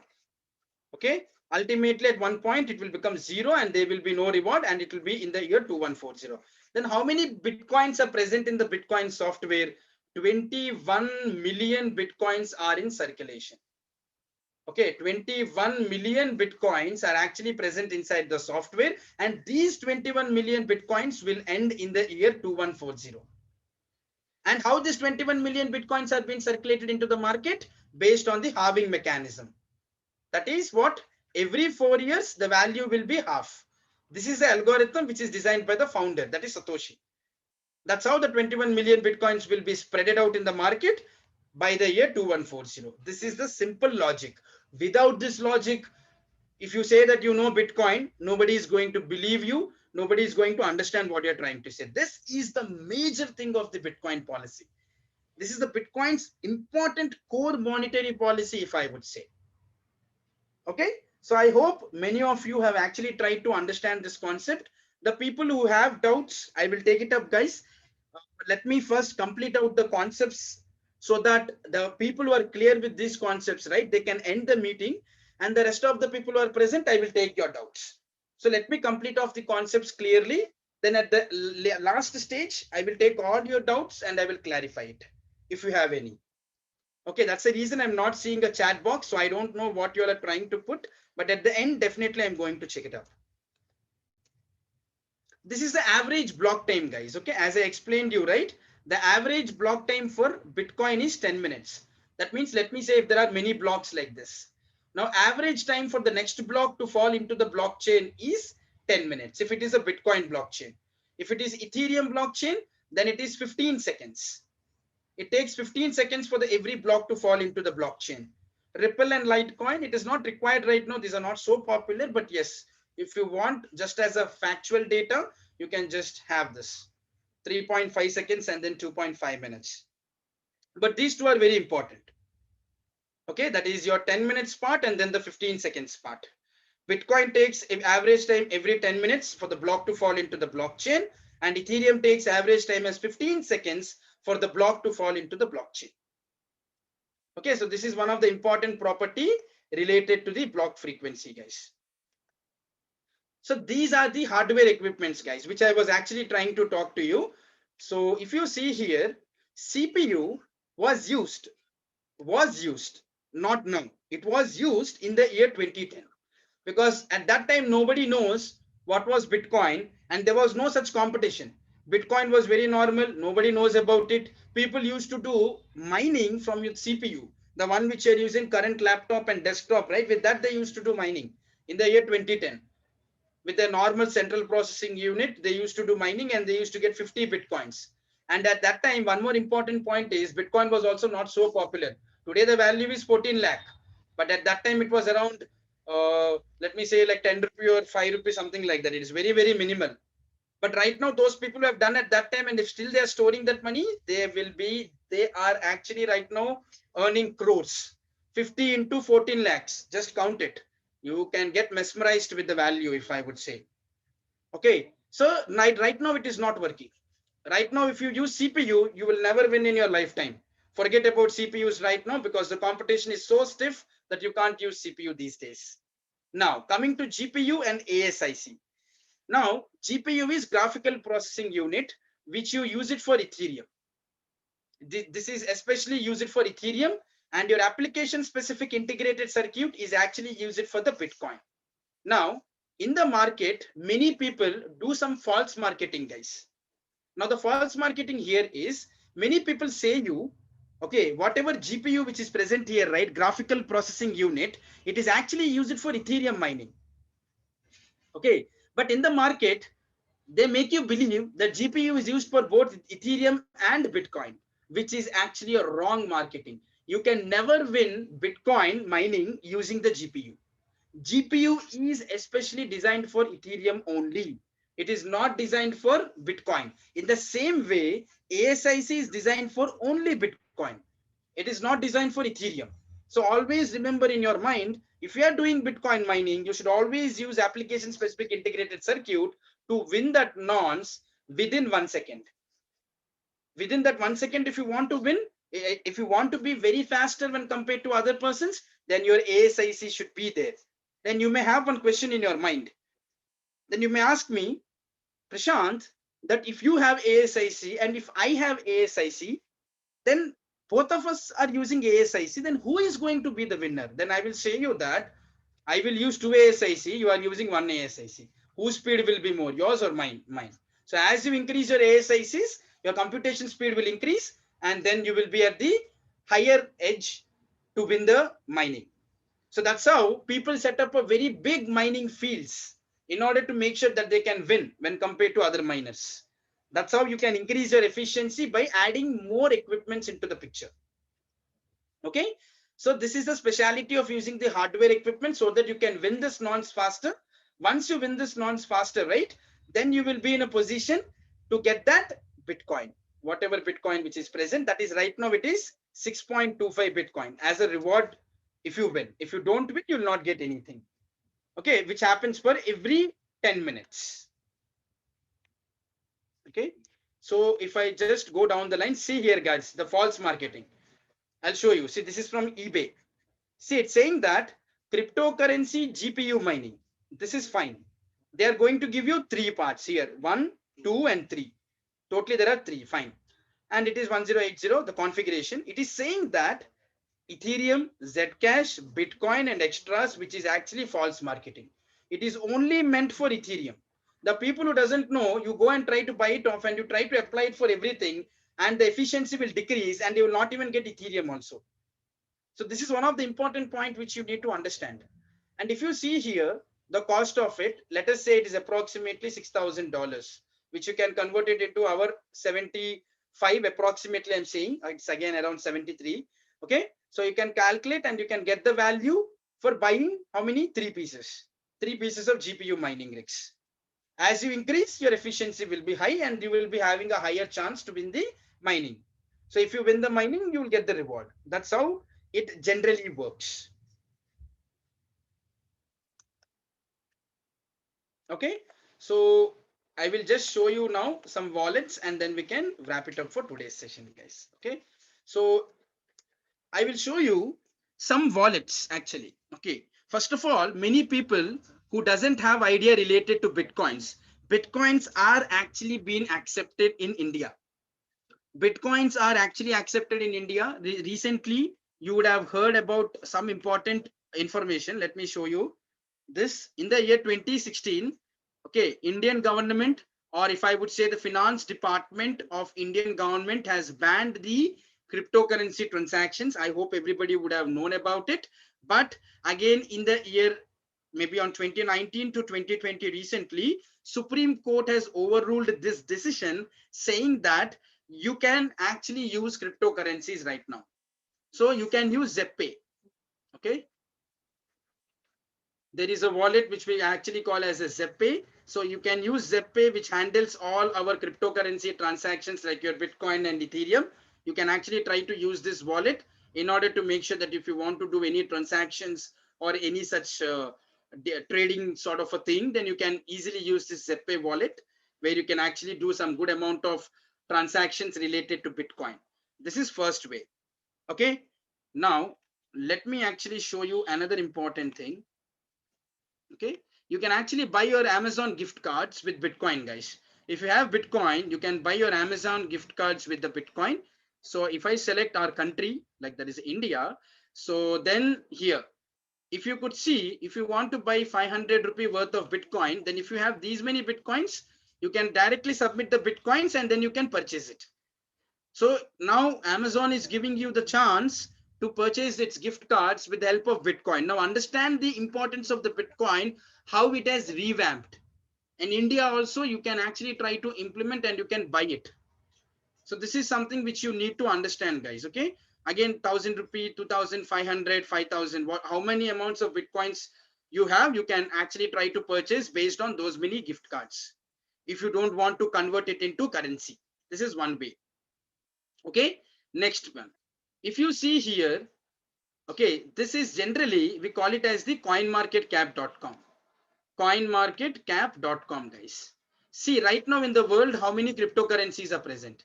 It is 7,837 cryptocurrencies are present right now in the world. If you see here.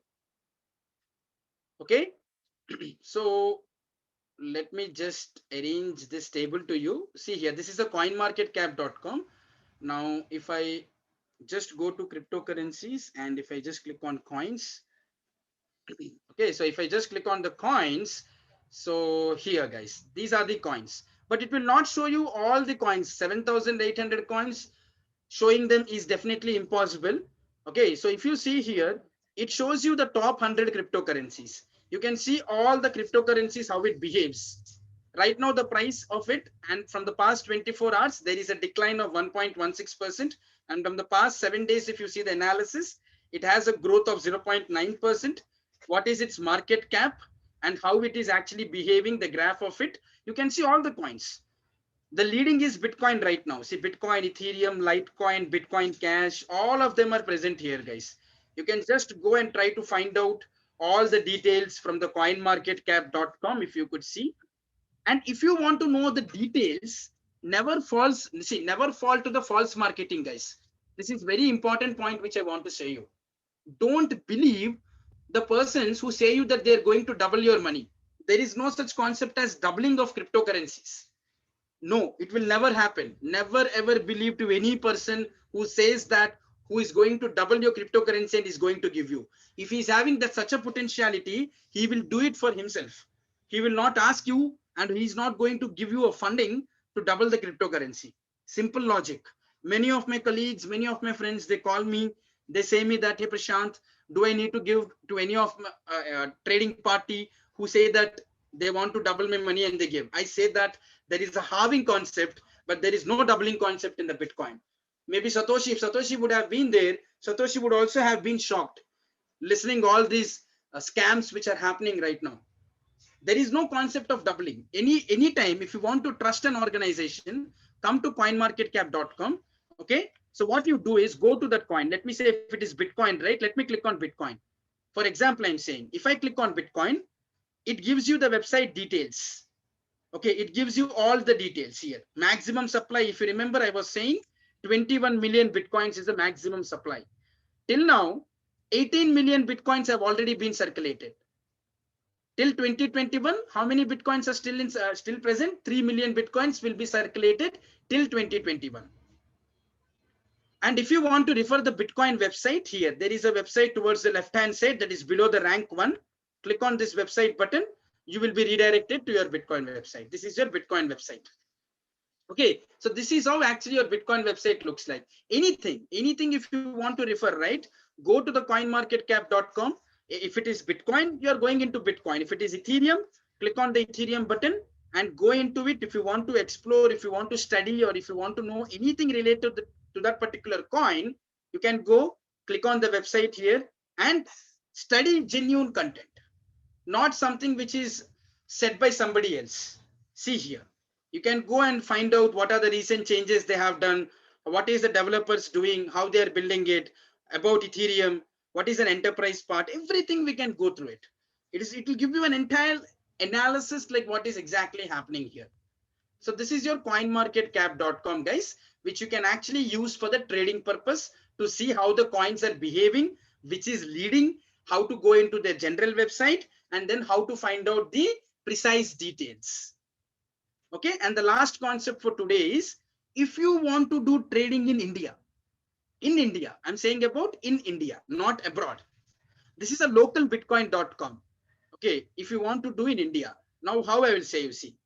Now, let me say I want to buy one Bitcoin, guys. For example, one Bitcoin is how much? 14 lakhs in our currency, which I can't buy because I don't have 14 lakhs. I want to purchase around worth of some around 20,000 worth of Bitcoin. How many I'll get? I'll buy it. Now, to buy those type of 20,000 or 10,000 worth of Bitcoin, what I need to do is, you can come to localbitcoins.com, which is our local trading platform, if I would say. You can use, see here, there are some sellers. Okay, again, I am not suggesting you to use it.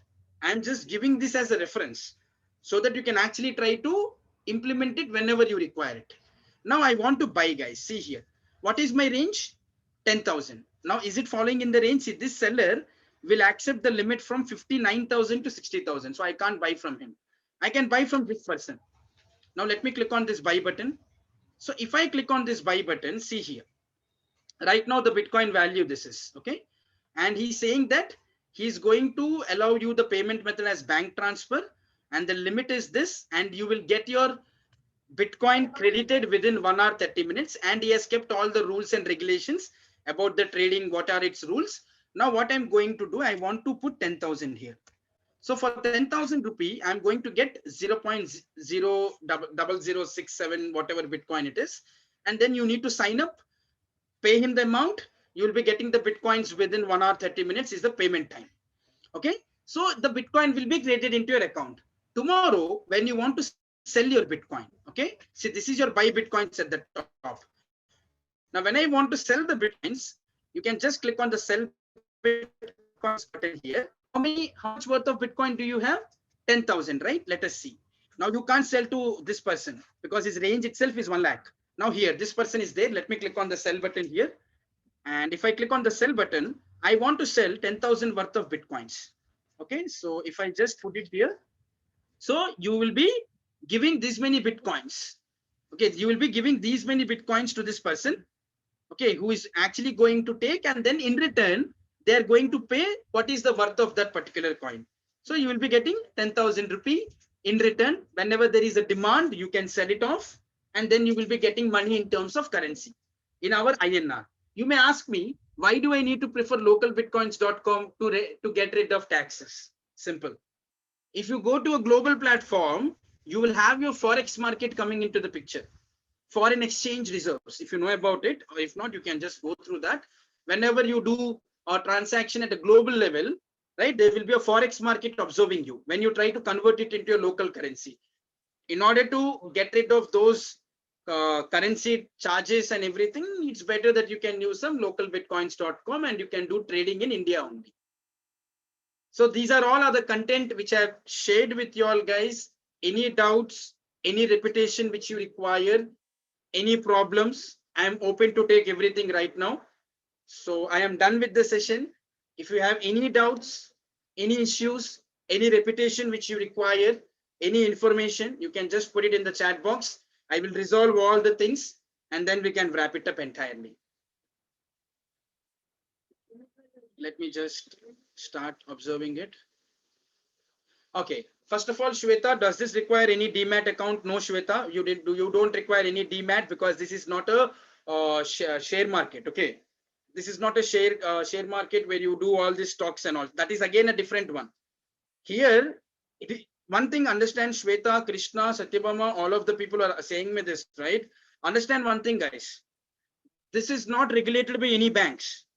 This is not regulated by any banks, if I would say. It's very clear. Now, what is actually going to happen here is, if you convert the currency into your currency, okay, Bitcoin is a global currency. If you don't convert the Bitcoin as a into your currency, right, you're not accountable to any bank. You are not accountable to any bank. When you convert that into your local currency, that means what you're trying to do right now. What are you doing right now? That means you are actually trying to convert that into your government currency, your regulatory body currency. For that, you need to pay the tax. There you need to submit your PAN card to collect the taxes, and then your identity, like your Aadhaar card and everything. Okay, so these are some things which you actually need to understand. So if you don't convert it into anything, right? Like, let me say, if you actually don't try to convert, okay, whatever, let me say, if your Bitcoin which is present, if you don't convert it into your local currency, there is no problem. But if you convert, then you have to pay the taxes to the government, whether it is government of India or government of Canada or government of US, whatever it may be. That is one of the important points, Shweta, which you actually need to understand. Now, any specific account, I mean to say, like, see here, you can actually use something called as blockchain wallet. Okay, so we have a blockchain wallet here. Let me just click on it. Okay, so you will have your public and private key, like how you have your account number and everything, right? So this is a blockchain.com wallet. Let me click on the login, and just simply like how your wallet looks like. It is nothing more than that. So I don't know, let me just click on login. So if I log in, then this is my wallet ID. Okay, so everybody will be getting, like, see, you have your net banking, you'll have some ID with you, right? So in the same way, I have my wallet ID. This is how your wallet looks like. It is still loading. Okay, I'll show you that how you can send money, how you can request. Okay, so see here, it provides you Bitcoin, Ether, Bitcoin Cash. Wallet means it is not only Bitcoin wallet. It can provide you all services like Bitcoin, Ether, Bitcoin Cash, Stellar, Algorand, all these. Now, let me say, if I want to send some people some Bitcoins, let me say I want to send it to Shweta. So what I can do is I can click on the send button here. Okay, how many Bitcoins do I want to send? Let me say I want to send around 0.01 Bitcoins, which is worth of $192. I need to put here in the to Shweta's address. Generally, what happens when I want to send some money to somebody else, I need to get the account number of that person, right? IFSC code and then the bank details. Otherwise, I can't send it. In the same way, if I want to send some money in terms of Bitcoin to Shweta, then I need to get the Shweta's address. That is the public address. Okay, or we can call it as a public key. That public key should be kept here. Now that public key will be created to you the moment you create your wallet. The moment you create your bank account, you get your unique account number, right? In the same way, the moment you create your wallet, you will be getting your unique wallet address here. So that unique wallet address, if Shweta gives me, then I can just put that address and click on continue. It is same like your GPay, Paytm and PhonePe. Simply like that wallet, it will work. That's it.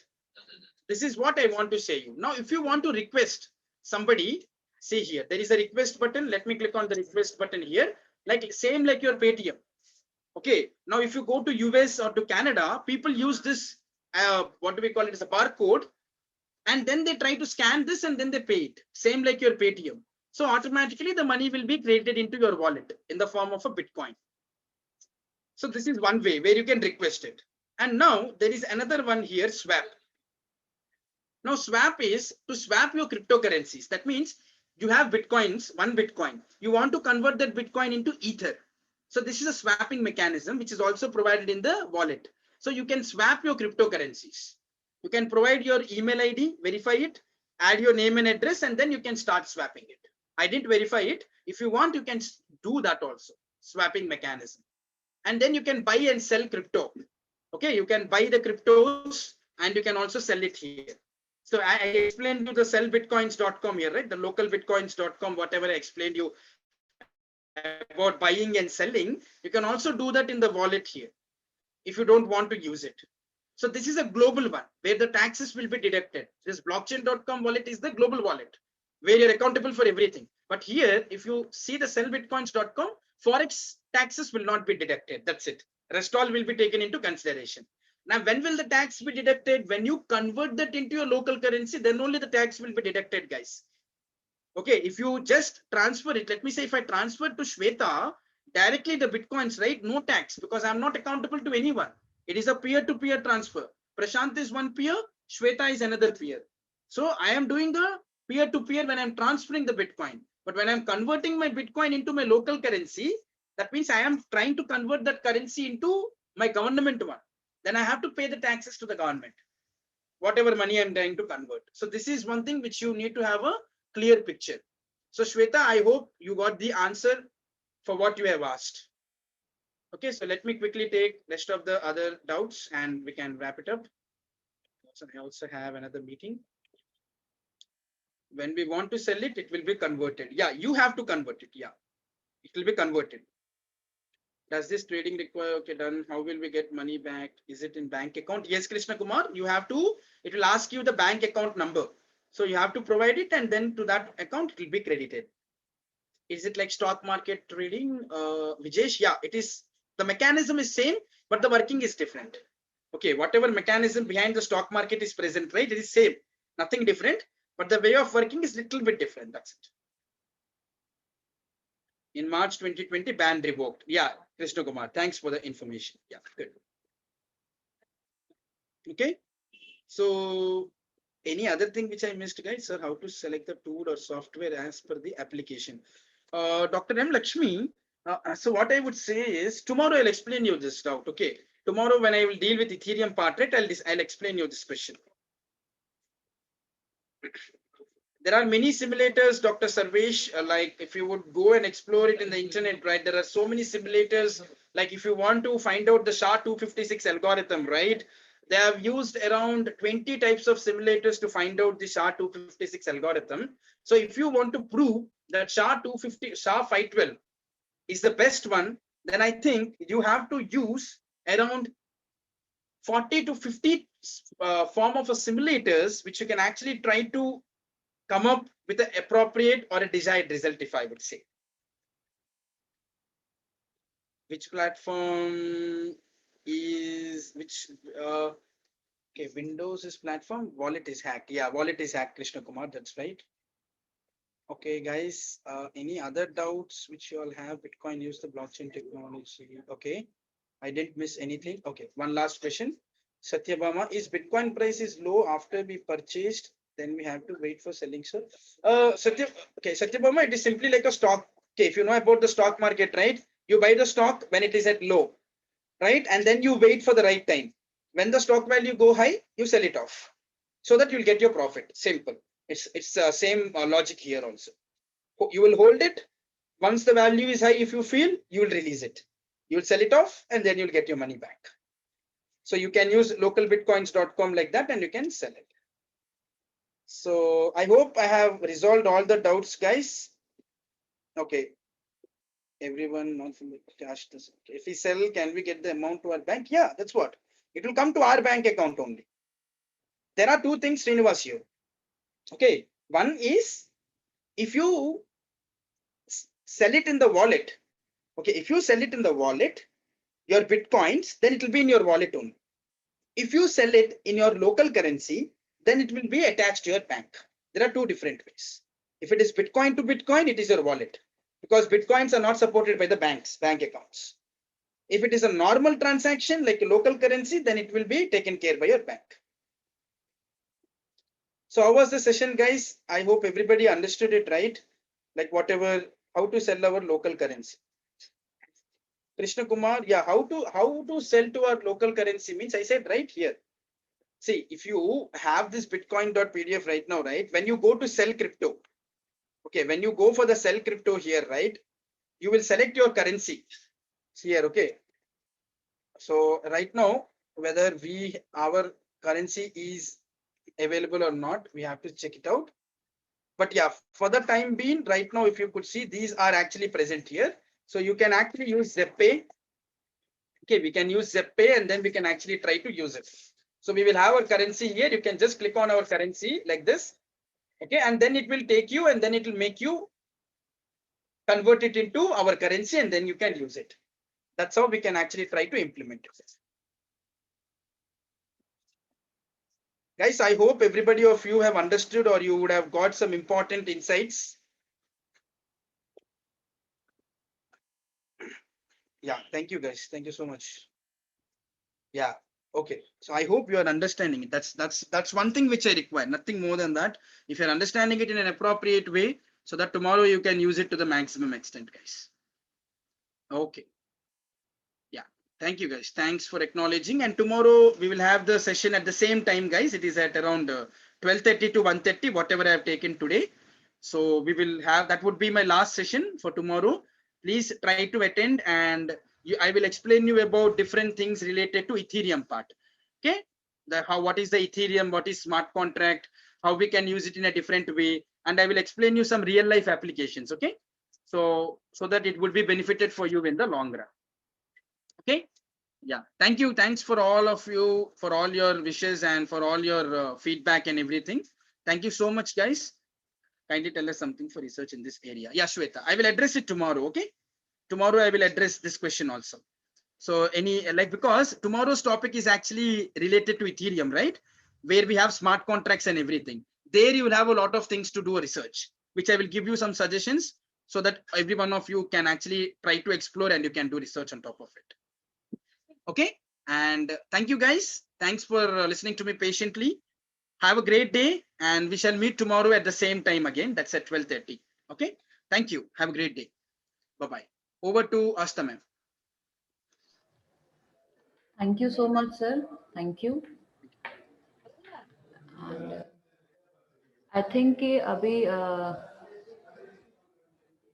सबने attendance link नहीं fill किया है, so please अभी अगर किसी का बाकी है तो वो प्लीज अटेंडेंस अपनी फिल कर दे.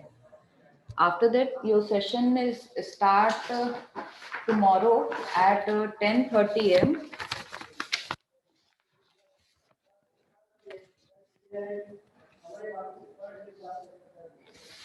If anybody wants to, please send me first the attendance link.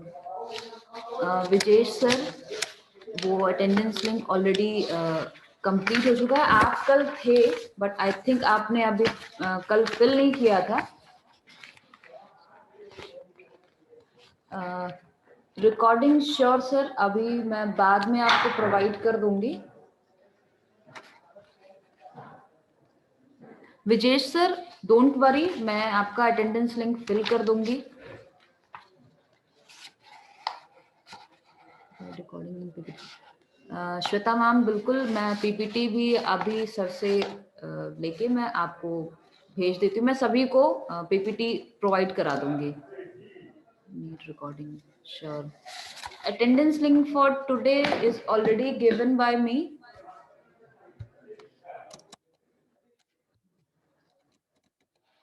I will give you a one more time.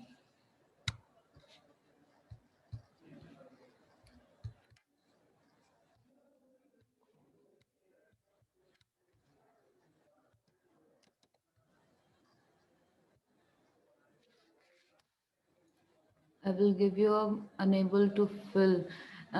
निर्लप sir ma'am sorry कोई बात नहीं, मैंने अभी दोबारा भेजा है, सो प्लीज आप लोग अभी वो फिल कर दीजिए आज का.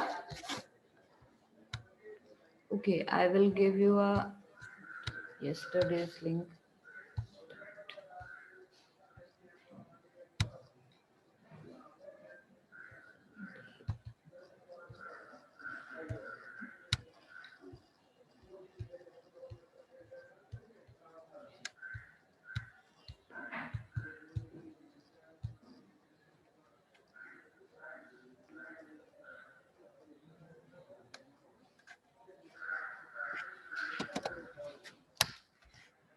अभी जो मैंने शेयर किया है वो डे 1 का अटेंडेंस लिंक है.